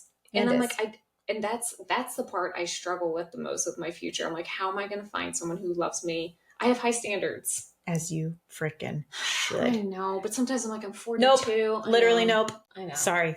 I should be like a better listener, but this is where I get best friend mode and I'm like, no. I get very people pleasy. I'm like, but maybe. Nope. Literally, no. Yeah. I'm like, no. To me, if I were a dude, if I just became a lesbian,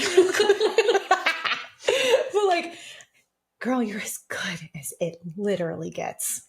And Jamal knew that. He did. And he set the bar. He did. For how to love you. It's going to be a different version. And that's also going to be beautiful. But like, you know how you should feel. Yeah. Yeah. That like how people execute love could probably come in a million different ways, I think. Right. But like how you feel to receive love, that like undeniable, you are safe, you are home. Yes. That reassurance. And like you are so valued. Yeah. Jamal was like, you are the toppest of top shelf. Yes. And you are. That's how I feel about you as a friend. Yeah. I'm like, anytime you're like, I'm like, no, you are top shelf. I know. Top shelf. And that's what he said to me when I went to the cemetery. I was like, how am I going to find, and I could hear him. He's like, you deserve the world. The world. I know that's what he would say. I know that.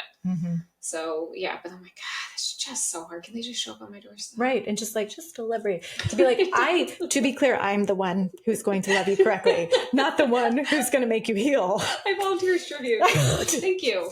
Pull out your arrow. Boom. Thank you so much. Thank you so much for filing this application.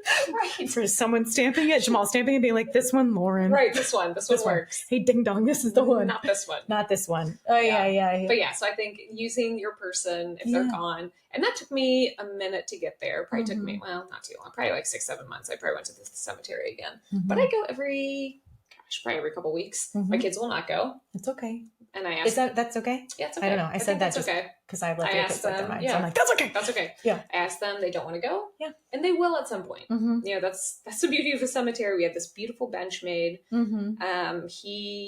He's there. They can go when they want. They can be 35, they can be 50, whatever. They will decide when they want to go. That's like really, truly, like you said, the beauty of it. Yep. Do you ever like hold little traditions when you go there? Do you bring things? I don't bring things. Yeah. I know. And I'm always looking around and people bring the flowers and all the things. But like, please, everyone take away from this. Do you? Yeah. Do you, Jamal? I think he'd be like, why do I need flowers? Right. He'd be like, that's weird. I don't need flowers. Yeah. Right. No, I bring a blanket, I sit down, and I cry. That's cute and cozy. Yeah. It's like you guys are on the couch again with him rubbing your feet. I know. Quick story about the rubbing of the feet. And this is so Jamal, when he was sick, this is September. So he's in the ICU and a bunch of the doctors did not want to release him. They were like, he's not safe to go home. He could stop breathing at any point. And we had to fight for him to come home. And, but I would go down to the hospital every day and it was emotionally exhausting. And if you were a caretaker out there and you were going through this, I hear you, I see you, I feel you. Caretaking is exhausting. Yeah. And I would go and sit with him at the hospital, and God bless Eric and Justin, who would take shifts for me. I'd be like, I just need a break today. Or like, I was there this morning. Can you go this afternoon? Yes. And they would go, and he'd watch him sleep. Justin sat in the room while he was asleep, but just so he had someone with him. So I'd go to the hospital every day. And at one point, Jamal, he can't talk. And so he texts, how are you doing really? And I said, I'm good. I'm good. I'm fine. And he looked at me and he was like, typed again, seriously. And I'd been trying to be so strong. And I had a moment and I told him, I said, this is really hard. Yeah. I said, I miss you. I miss our routine. I miss being on the couch with you. I miss you rubbing my feet. And he's in the hospital bed and I'm in this uncomfortable chair and he does the motion he always did when we'd sit on the couch. He went like this, give me your feet. And I said, Jamal. Yeah. No, you are not massaging my feet. And this man dying, can't walk, can't talk, ever persistent. He was like, yeah, give me your feet. And so I put my feet. You're like, well, if you say so. If you insist. So I put my feet. You're like toe touch. Up on his lap. And he massaged my feet in the ICU. And we got home. Of course, he texted me, are you home? Home. And he said, Thank you. That was the happiest I've been in months. And this is like the most beautiful segue, but if there's anything you want to get back, like, let's just be swirly whirly. Yep. The notion of people want to help. Jamal wanted just one opportunity to feel help normal and help me. And like, so for friends who are watching someone go through this and just want to help, how do you help? Because I remember, I mean, we're as close as it gets. And like, you have the most amazing neighborhood friends. Yeah, they're really like, they're more than neighborhood friends. They're just like, they're top notch. They're family. They're just truly, I mean, you hit the jackpot. They're so like, special doesn't even do it justice. Yeah. It's so like, and also like from a Midwestern culture, like, you never want to impose, right? You never want to shed light to the awfulness that's going on. I remember, I don't know if I ever told you this, but I brought you milkshakes one night, and it was one of the nights where you were like, the door was closed. Your door is never closed. It's always doors closed. That means right. It's not good. No. And I was like, and I come from a family. My parents to this day will not come over unannounced. They will drop something in the mailbox versus even ringing my doorbell. If they didn't get to call me for a change, Jim especially is like, I didn't get a hold of you, so I will leave it in the mailbox and peel out because I would never want to impose. Right. And so I'm standing there. I paced on your front porch for like 30 minutes. And I was like, I didn't know what to do. I was like, do I knock? Do I not knock? Like, all I want to do is run in there and tackle you and be like, I brought you a milkshake. I love you so much. Yeah. But I was like, you need space, but I don't know how to do this. Like, there's no rules for like, when do you force it? When do you force it? Like, when do you, and Ginny, this is perfect for her to be like, take a shower, girl. That was perfect. Yeah. Like, and I don't know. So I know. And I remember you were so good about that. You would say, you brought me coffee so many times, and you'd say, I'm here if you want to talk. Mm-hmm. And for someone who loves talking so much, when I was really sad and like sitting crying, I didn't want to sit with someone else. And I like, that was, I don't feel like I got much of it right, but like, I feel like that for people who want to help so desperately, just please always remember it's never about you. Like, I never, ever took that personally. I was like, okay, got it. Yeah. Here's a coffee. Yeah. And that's a perfect way to say here when you're ready. Yep. When you're ready. Yeah. All you can do is keep checking in, which you do beautifully. Yeah. And don't ever expect a reply. Right. Don't do it to expect a reply. Do it just so they know, hey, I'm here. Yes. But yeah, helping someone who is really in the depths of grief is, I would imagine, really challenging. Unfortunately, I've only been on the trench side. I mean, why you gotta be so much grief? Why? You're like, let me be the winner of grief. I won again. Right. I was like, right. Dun, dun, dun, dun. You know, but so one of my biggest regrets when Luke died was I had talked with our friends and we decided if the funeral was in Cincinnati, we would go. And if it wasn't, like maybe that was overstepping. And every ounce of my body just wanted to come and sit on your lap and just hold you and be like, Jamal and I would definitely fight, but like, and be like, I just, all I want to do is scoop you up and take care of you. But I was like, this is one of those things where I was like, okay, sure, group, that feels right. And like, we're doing our best. Right. We're doing our best. Again, nobody had known anybody who lost somebody who were 27 years old. Right. But I love that. I'm so grateful that you said to me, like, that you wished I was there. Mm-hmm. And I was like, got it. Yeah. Because fucking foreshadowing. Right. And you don't, and that's a takeaway too, that from the funerals I've now been a part of, is that being there is huge. It's huge. It is huge. My friend, best friend Jen from college, she showed up at Luke's. Mm-hmm. And she didn't tell me she was coming. And I'm in that awful receiving line at the visitation. And she taps me on my shoulder. I turn around and I just burst into tears. I bet. She's amazing, man. Yeah, she shows up. She showed up. And she has said, she's like, I wish I would have just showed up that weekend for Jamal. But she kept calling and being like, what do I need to do? And I was telling her, like, I don't know. Like, I didn't. Right, because you don't know. I didn't know. And she's like, I wish I would have. I'm like, oh, don't do that to yourself. Right. You don't. Right. Nobody has the answer. And we're all doing our best. Yeah, you're all doing your best. But it's showing up is a lot. Yeah. It means a lot. So, like, the person going through it doesn't have the capacity a lot of the times to know what they need. No. So I didn't talk to my parents that weekend.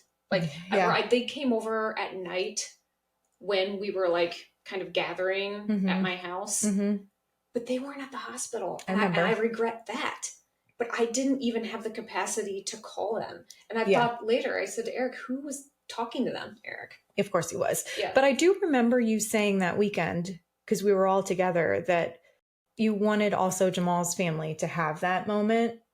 But that you did. Yeah. You were so protective of Jamal's parents and his siblings.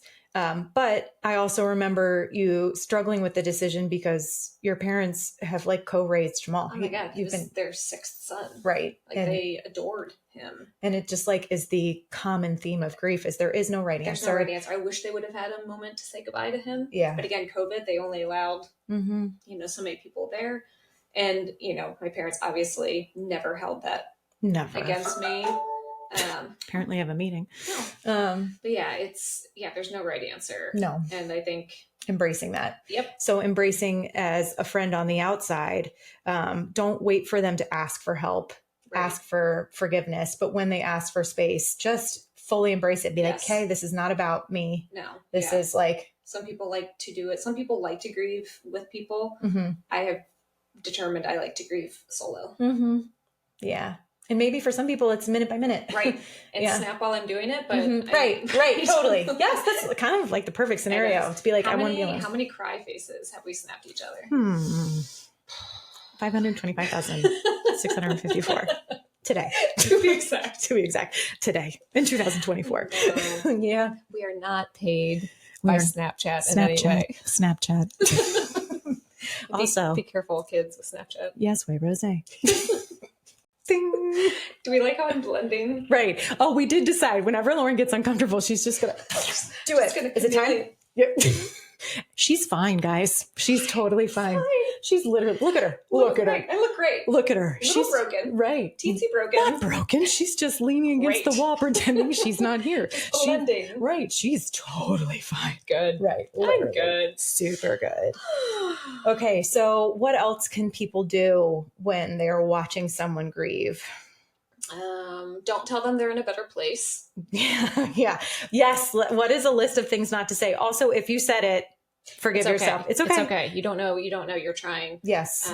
Don't say you're in a better place. They're in a better place because you're like, no, actually the correct place would be here physically with me. Yes. Don't say everything happens for a reason. Yeah. Not everything happens for a reason. Sometimes shitty things just happen. The one thing that all my and it was so sweet, and we've touched on this a bit, but something that all my friends said to me, and it took me about 2 to 3 years to finally come around to that. It was an okay thing to say.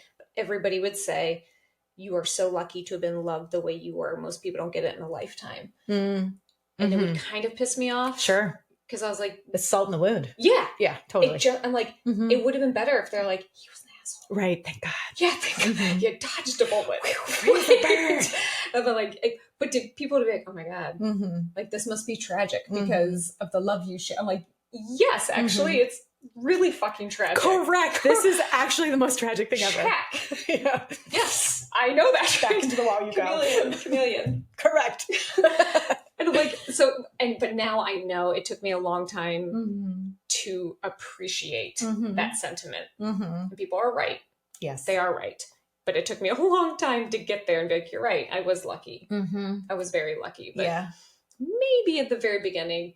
Right. Just give it. Tread carefully with telling them how lucky they were. Just stick to, this sucks. Right. This sucks. This sucks. It's really hard. Yeah. Yeah. Be blunt about it. If people don't know what to do, could people say, I would like to drop off this. Is that okay? Just drop it off. Got it. Just drop it off. Just drop it off. Because otherwise you're like, no, we're fine. We're fine. Yeah. It's just one less thing to process or answer or anything. Another decision to make. Nope. Just left it on your front doorstep. Also, one thing that I found so powerful in all the stuff that I've experienced, whether being in the hospital with a kid or laying on the floor at the end of my marriage, send the text. Send the text. Even if you are the most random person that is a friend on Facebook from 5th grade, send the text. Yep. It's life-changing. Yeah. And it can take you from a place of emotional turmoil to, oh my gosh, I'm loved. Yeah. Someone thought of me. Yeah. All those men out there listening, send the text. Men. This just transformed to dating. Send the text. next. Right. Show up. Show up. Be there. No, it's true. Yes, way, Rose. Right. Just gonna keep drinking my Everything's blood. fine, guys. All good.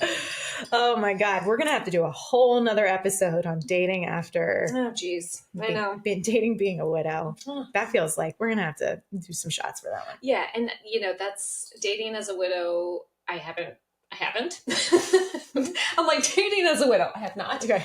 A little dab will do ya. Yep. Little dab. Have not. It's just very overwhelming. The positive that I try to remind myself is that I'm not bitter.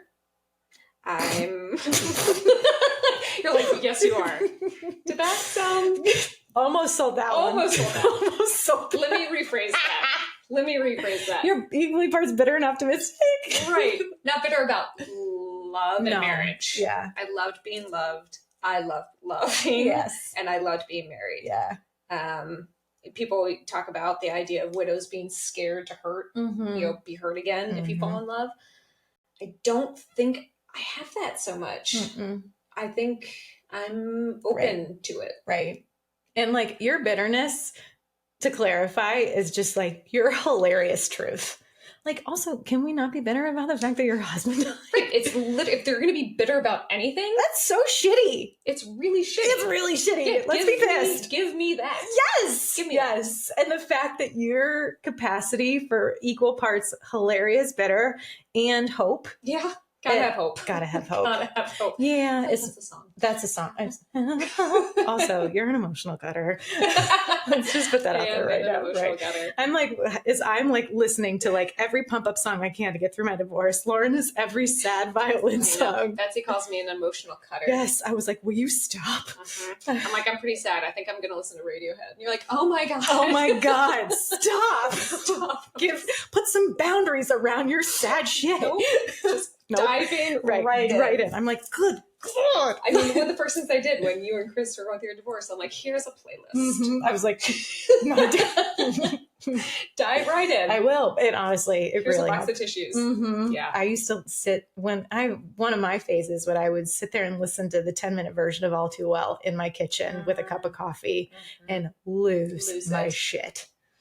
And like everyone, maybe you need that. Like maybe you need your song. Yeah. Now I can listen to it and sing to it at the top of my lungs. Yeah. And not like to that sad place. Yeah. No, I'm like, your loss. Yeah. But like, God, you're so good about that. Thanks. Well, thank you. I'm fine. No, I'm fine. Thank you.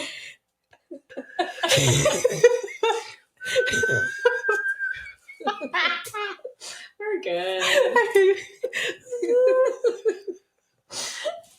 So to recap, I'm an emotional cutter. Right. And I'm fine. We'll never be loved again. I'll never let anyone love I'll never be loved again. I'll never let anyone love you. No. I'm just running like Forrest Gump. Nope, take them off. Right. Take off the running shoes. Take off the running shoes. I'm also like, put down the sad shit. I know. I'll stop emotionally cutting if you start putting on your running shoes. Deal. We're getting pretty damn close. We're good. We're getting real close. We're getting close. It's tough, me. That's tough. Testing. Anyone out there? How many viewers do we have out there right now? Who wants to love Lauren? Best. Right. I do have 4 children and a large dog. The dog is really large. I was going to go on and on. How about your kids are amazing and anyone would be so lucky, but I'm like, good luck with the dog. The dog will hate you. Literally, I grew up on a horse farm with 22 horses. I have 2 dogs and 3, actually one died. Rest in peace, reptiles in this house. And I'm like, God damn, your dog is a lot. Dog is a lot. But I'm the best. She's the best. I can endorse that. She is the best. Anyone. Legit. I say this to you daily. I know you do. Anyone would be so lucky to be loved by you. Thank you. Like legitimately. And I'm so protective. I'm like, Jamal is like, okay, Betsy, you're in charge of this. I'm like, I got it. I know. I do think you've taken over that. The really like protective. Oh yeah. I'm like, no one messes with my person. For sure. Which is like, and I know you feel the same way. Yeah. Like no one. Yeah. God, I think it is like, no one asks to be strong. No one asks to be resilient. No one asks for any of this shit. No, you sure don't. Tiffany's right. Like you have there's as much capacity for you to be strong, if not more capacity for you to crawl in bed for the rest of your life, because you did have a love of a lifetime. That doesn't mean you also don't get another love of a lifetime, but you had a love of a lifetime. And like the fact that you show up for yourself, for your friends, you are helping people who are grieving. And let's just talk about for a second how fucking amazing your kids are. And they have had a hell of a father, but God almighty, they hit the jackpot with you. And like, you get back up. Is this the reason why Rocky's your favorite movie? Like, I do love Rocky. Yeah. And like, that's also part of your 45-year-old persona. As we get ready for soccer, I was like, okay, sure, let's listen to I'm the Tiger. I do really love Rocky. Right. You really do. But like, they have you to be equal parts soft and vulnerable and open and honest and strong and keep going. And like, that is why your kids who have not grieved yet and then feel a wave come fall into your arms, because they know, one, that is very acceptable. And two, they know that you're strong enough to handle it. Yeah. You know, I think so many kids who have parents who have had volatile moments, like, you know, I even see it with my kids, and I know we all see it in our kids. They want to protect you. Yeah. And it's like, no, they know that you are strong enough to support them. And like, their relationship with the four of them. And like, you know, I just think about that. It's incredible. And so like, yes, like, okay, anyone who's going to date Lauren gets 4 kids. I'm like, 4 kids is the best part. No, Lauren's the best part, but like, your kids are phenomenal, and anyone would be so lucky because you have raised them right. They are amazing kids. And like, I don't know, they're just part of the package. Like, lucky freaking guy to get all of that. Good luck with the dog though. I mean, piece of work. Right. I love Champ, but like legit. I remember one time I went over to the house to stay with Eliza because she was sick, and you were over at your mom's. It was for your birthday, and your mom just wanted to make you your orange chicken. Yeah. And it was after Jamal was gone, and I was like, I'll go stay with her. I'll sit downstairs. I got plenty of work to do. And again, I grew up with like thoroughbred racehorses. Yeah. Giant animals. 1,000-pound animals. And I had to put a chair between Champ and I to get her to go outside. And I was like, good God, dog. I know. She's very protective. Very protective. She just loves her mama. Sure does. Sure loves her mama. Oh, God. She's a good dog though. But I was like, good Lord, you have a horse in the house. Oh God, you talking about the kids. That gets me more emotional than anything. They have been my lifeline. And you have been theirs. Yeah. And that is like, I mean, that is the definition of family. Yeah. You know? Yeah. After Luke died, I remember my oldest brother, JT, saying, because we had to have Thanksgiving the week after he died. Right. Literally. Like, right. There's a missing seat. Yes. And he said, we're going to circle the wagons and we are going to do this together. Yeah. He's such a leader. I know. Colonel Luke. Russell. Yeah. He right. knows what he's doing. He sure does. But I remember, that's what all comes down to. You circle the wagons, you put your arms around your people, and that's what everyone has done to me. Yeah. So if I can give just a smidgen of that back by listening and being there for somebody who's going through a tough time, I will do it every time. I know you would. Your heart is enormous. So for someone who I will try and like, for someone who has watched someone grieve and tried to support them and have fumbled and done some things right and fumbled on some, and we've talked actively about how do you do this. You show up, you show up, you send the text, you drop things off, you respect their space, you listen. You talk about them. Yes.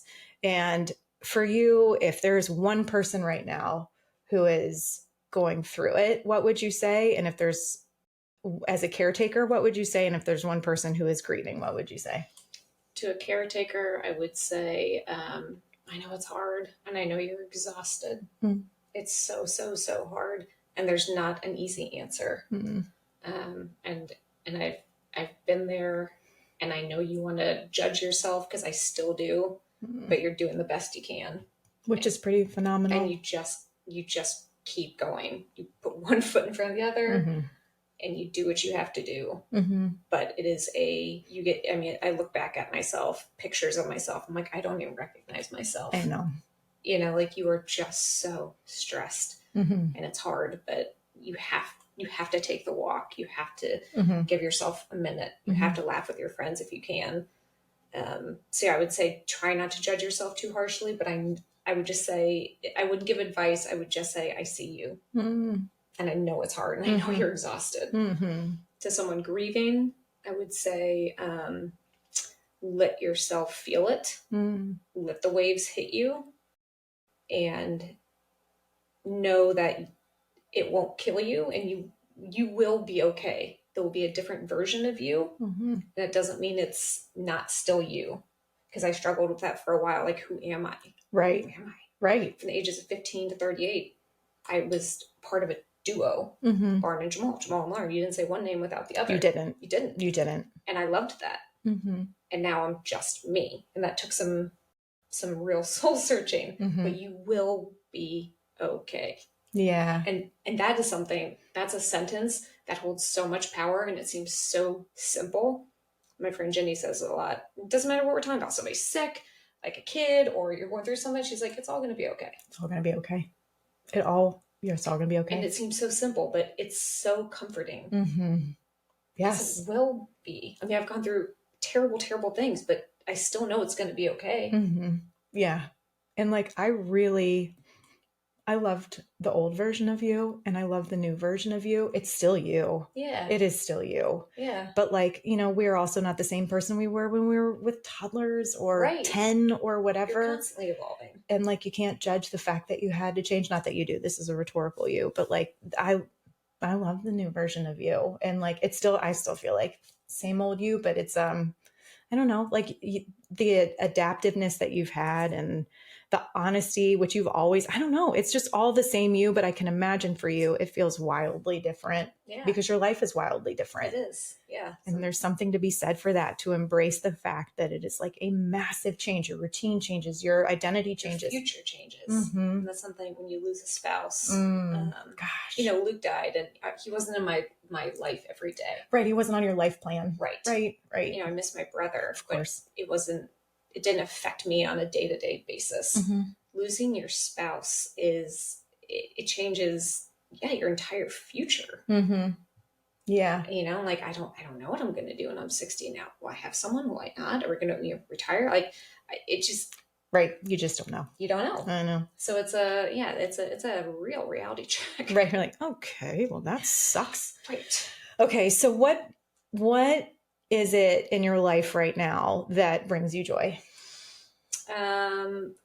Number one, friends. Yeah. My time with my friends, going out, having drinks, mm-hmm. laughing. We know I love to laugh. Yes. You're such an easy target. Such an easy target. That's one of my favorite things about being a friend. God. I'm like, I'm so funny.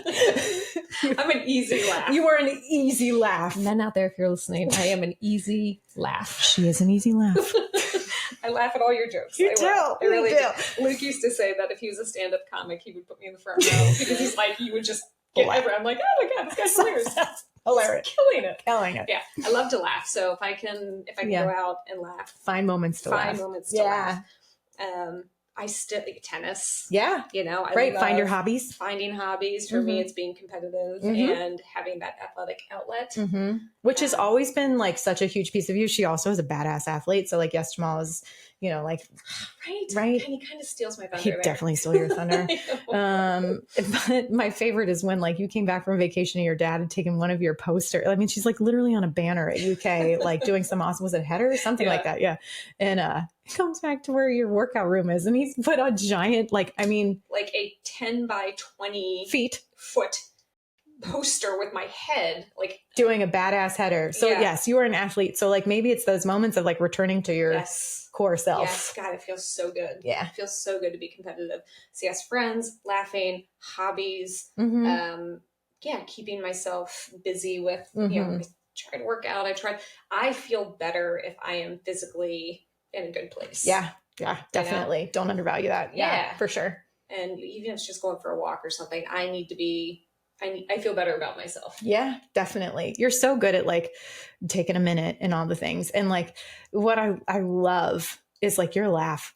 Guys out there, her laugh is the absolute best. Her laugh is the best.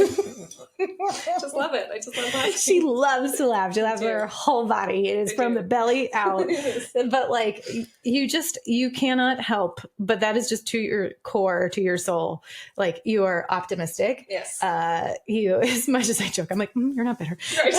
I know, we joke. I am optimistic. You are so optimistic and you are so hopeful because like you do have a choice. And you know, like we read about this all the time with mental health. Like you have automatic negative thoughts. They call them ants. And like, how do you not be like, what am I going to do when I'm 60? What am I going to like, who's going to bury me? Like all this stuff. But you can choose right now and you can choose your thoughts. Yes. Because your thoughts kind of make your reality, or your reality, or like your thoughts are not your reality. You get to choose what they are. Right. So like you wake up every day and you choose optimism a lot, but you also embrace the reality. And I think it's just, I don't know, life is messy. And life is messy. We say that all the time. That's kind of like our slogan. Betsy and Lauren. Life is messy. Life is messy. It is. Literally. But it is. We're okay. We're good. We're fine. We're good. We're fine. Everything's great. Right. That's like literally the one time we played tennis together, you like shake hands over there. They're like, how are you? We're like, we're good. Right. We're great. She's a widow. She's divorced. We're like, but we're fine. We have 8 kids between us. Tuesday morning tennis. Right. But really. Serve it up, Susan. Susan, here we go. That was out. Right. Were you sure? Yes. Oh my God. I think as much as like this conversation, like the topic is so heavy. Yeah. This is so important. Like it is. I think people are scared, rightly so, of grief. Yeah. You know, like nobody wants to think about it. Right? Like nobody wants to think about death or their loved one dying. Like I remember being in it and I'm like, oh man, I bet my friends are right now are like, fuck, what happens if my husband dies? Because you can't help it. You can't help it. And I hate that people see me and they're like, oh my God, there goes that woman whose husband died. And what if that happens to me? And nobody wants to think about it. But it is an unfortunate truth that it will touch all of us at some point. Right. And if you're lucky, it's grandparents and it goes in chronological order as it should. If you're lucky, that is how. And listen, if you have anxiety, that's how it usually happens. Right. That's how it should happen. What happened to me is not normal. Right. Is out of the ordinary and rare. Right. It's true. So don't let yourself get caught up on that. Yeah. But I know that that's something that people are like, oh boy, we don't want to talk about death. Right. Right. And like, scary. They also don't want to talk to you about it because it's like, oh no, I want to shed light on the crappy. That happens a lot too. Like what not to say. And my friends are pretty good about this, all of you, but I never wanted people to not. There was one time one of my friends I was like, you're not telling me something. She's like, well, you have enough. Like, I don't want to bitch to you about my, the fight that my husband and I got. And I'm like, no, like, tell me. This is normal. I want to be normal. I want to hear about your fight with your husband. It doesn't make me like, oh my God, at least you still have one. Like I might do it a little bit up here. Right. But, but more than not, like I remember that as beautiful as my marriage was, we still fought and had knockdown, drag out fights. And I remember what that's like. And I want to help and I want to hear and I want to be your friend. Yeah. Right. I want to be there. Don't take that away from people. Yeah, for sure. So don't not, say things because you think that's going to bring up the fact that they're alone. Right. You're like, oh, don't worry. I love being alone. Here it comes. Oh my God. It's good. Really, we're going to offend some people. I know. Well, really. Welcome to the shit show. Welcome to the shit show that we are. But that's like one of my very favorite parts about our friendship. Right. Is like. It's a little off color. It's a little dark, but it's real. It's real. And it's like, thank God we have each other. Yes. Yes. Literally. I also hope that people see me and my situation. And if it makes them appreciate what they have, I hope. Just like when Luke died, I held on to Jamal so tightly that night because I was like, I can't even imagine losing him. I hope that when people heard Jamal dying, I hope they held their husbands that night. Yeah. I hope I'm sure they did. Yeah. I hope they be nice. Try to be nice to each other. Right. Because I would give anything to have a husband to hold on to and to dote on and to love and like, so be nice. Yeah. Be nice. Yeah. I love that. And I think, this is a hard topic, but like, I'm so grateful for you to be brave enough and to come on here. Like, you had mentioned to me that like you were starting to talk to people and counsel people in grief. And immediately I was like, can you please come on the podcast? This is a conversation that every person needs to hear, that like, there, as much as there is hardship, there is hope. As much as there is dark, there is light. Like, there are so many choices that you can make. There's so much help that those on the outside can provide. And there's so much beauty to what you had that is never lost. Right. Despite grief. Right. And like, at the end of the day, it's like, keep going and embrace the mess. Yep. And find the joy when you can. Right. And if you can't find it, try again the next day. Yeah. Like, exactly. You just can't give up. Don't give up. Can't give up. And at the end of the day, I know grief is scary, but it is a testament. This is something I've learned too, that the harder you grieve, it's just a testament to how hard you loved. Yeah. Yeah. Like if you weren't grieving that hard, maybe, they weren't. Right. They didn't make that much of an impact, or you're not letting yourself feel it. Yeah. But if you grieve hard, it's most likely because you loved hard. And that's kind of a beautiful thing. Without a doubt. And that takes some time to get there. Right. It's 3 years out, but yeah, it's, when you look back on it, it is really a testament to the relationship you had with that person. Yeah, it really. And like, I have so many people ask me, I feel like I almost get asked every day, like, how's Lauren? Yeah. And I can honestly say, I'm like, she's good. Yeah. Right. I was like, she's doing good. And like, I'm always, because you're so honest, I was like, don't get me wrong. Like, it's hard. And some days are messy. I was like, but she's doing great. Yeah. And you are. I am. You are. You're doing great. And like, he is so proud. Yeah. I know he is. I know he is. I can feel that. Mm-hmm. And like, I love how much we all still talk about him. I mean, every time the lights flicker, my kids are like, oh, Jamal. Right? There he is again. Or like every time we see a cardinal, my little guys are like, Jamal. Yeah. I'm like, I started to get ready this morning and I'm like, okay, a little nervous. Sure. And I was like, Alexa, play music. First song that came on was Killers. And I'm like, hey, Jamal. Hey, Jamal. There he is. Right. He's like, you got this. Yep. You got this. Right. And I mean, like, that is just such an undercurrent to your marriage too. Anything. He always was like, oh my God, pushing you to do. Biggest supporter. Yeah. I know. Yeah. He's the best. And I just I think that I'm super grateful that you came on here and that you had the honest conversation that everyone needed to hear. I hope that people can see that you can still laugh through it, that you can still get through it, and that you can still be hopeful. And that if anyone is out there who is 6'2", a strong, muscular build, preferably tall, dark, and handsome, loves to make people laugh and gives a good foot rub. Oh, I do love a good foot rub. Anything else?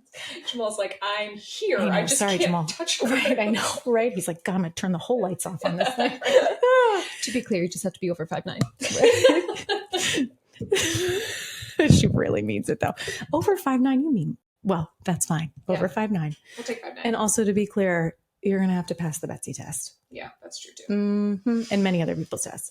But you would be so lucky. Oh, I love you. Love you. Oh, so okay. To wrap this up, I know for sure there's someone out there listening who is either watching someone grieve or thinking about grief or in the middle of grief. And I know you have helped them. I hope that fills you right up to the brim today. That fills me up more than you know. Good. And I'm just so honored to be a part of that. And I think the big takeaways are to keep going and to find the joy and to embrace the part that suck. Yep. And as a friend, to show up and to just never stop trying. And that's all anyone can do. And the rest is just a mess. Yep. And that's okay. And you're figuring it out as you go. Mm-hmm. That's okay. And it's all okay. Yeah. You got this. Oh, you're amazing. And I know you didn't ask to be, and this all sucks. And, but damn, what an example you are. Thank you. I love you. Love you. And that concludes our episode. I know. Lauren, you're a friggin' gem if anyone is out there. And I love you. I love you so much. Thank you. Oh my gosh, you guys. If anyone, one other thing, if anyone needs help on grief, what kind of resources or how do you because maybe you're I don't want to talk about it, but I just need to Google. What do you do? Where you go? What do you do? I Google. I follow a lot of women on Instagram, which I had to kind of pull back from because it's this is Right. A lot of sad. Yeah. Okay. A lot of sad. Yeah. For children, I'd mentioned to you there's Fernside, which I never took my kids to. And I kind of sometimes think maybe I should have, but they're apparently an amazing resource if you have kids who are grieving. I went to therapy, and it just gave me a place to cry and to talk and basically just say how unfair this is. Yes, because it is. And sometimes you feel like a toddler saying that, but it's unfair. It's literally so unfair. Right, it's literally unfair. Resources. I mean, there's so many resources out there, but I would say therapy. If you feel like you need an outlet. And Lexapro, I did that. Lexapro saved my life. Yeah, it did. I wasn't eating. I couldn't parent. I couldn't do anything. And it literally got me back on my feet. Yes, it did. Yes, it did. So I'm a proponent for that if you need it. I love that. It's literally just like someone is so lucky to have just heard that. Yeah. Seriously. Because you feel like, oh my God, do I want the medicine? But it just take it. Saved my life. Yes, literally. I was wasting away. Yeah. Oh, hell yeah. I remember I remember vividly the before and after. Yeah. Truly. It let me take care of Jamal and get through that whole period. And then afterwards I stayed on for a little bit and then you try it without and see if you can, and maybe you can't, but it doesn't matter. It doesn't matter. Doesn't matter. Everybody needs to do what they need to do to get through. Right. And like, that's the thing is like, don't focus on what you think you should do or whatever. Just do you and do your best and embrace the best. And we just keep going. The right people will stay around and help you. Yeah. And like, let Lauren please be an example of like, you're going to be okay. Yeah. Yeah. You will be okay. May not look like it every day and every second of every minute, but at the end of it all, you will be okay. Yeah, you will. You will laugh again. My God. There's so much hope I hope everyone is just like really feeling that hope. You're the absolute best. And your kids are so freaking lucky to have you. And any man out there. I got you, girl.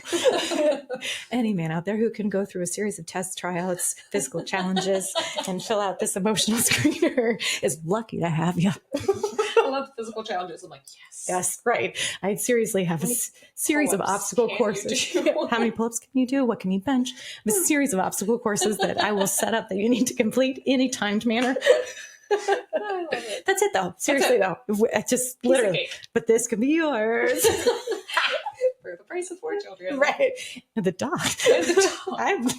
Your dog is great. All right, Lauren, you're amazing. Everyone, thank you so much for listening. I hope that this has helped you. But God, if this could just be shared to someone, like, please give the gift of what Lauren has to give to someone else. Or like, you don't even have, like, this is not a share the episode kind of thing, but for the sake of helping people who grieve, please share this episode. I feel like this is such one of the biggest points of service that we could ever give because not many people talk about it. It needs to be discussed. And I'm so grateful that you did that. So please share, please lean on your friends, please be a friend, all the things. But thank you so much for everything. I love you, girl. Love you. All right, you guys, that's a wrap. And it doesn't get much better than this, girl. Okay, thanks everyone for listening, and we'll talk to you next time. Well, that's the end of this episode, but promise me, you won't stop here with whatever it is you're feeling or dreaming about. I hope you leave today feeling empowered to live life just as you see fit.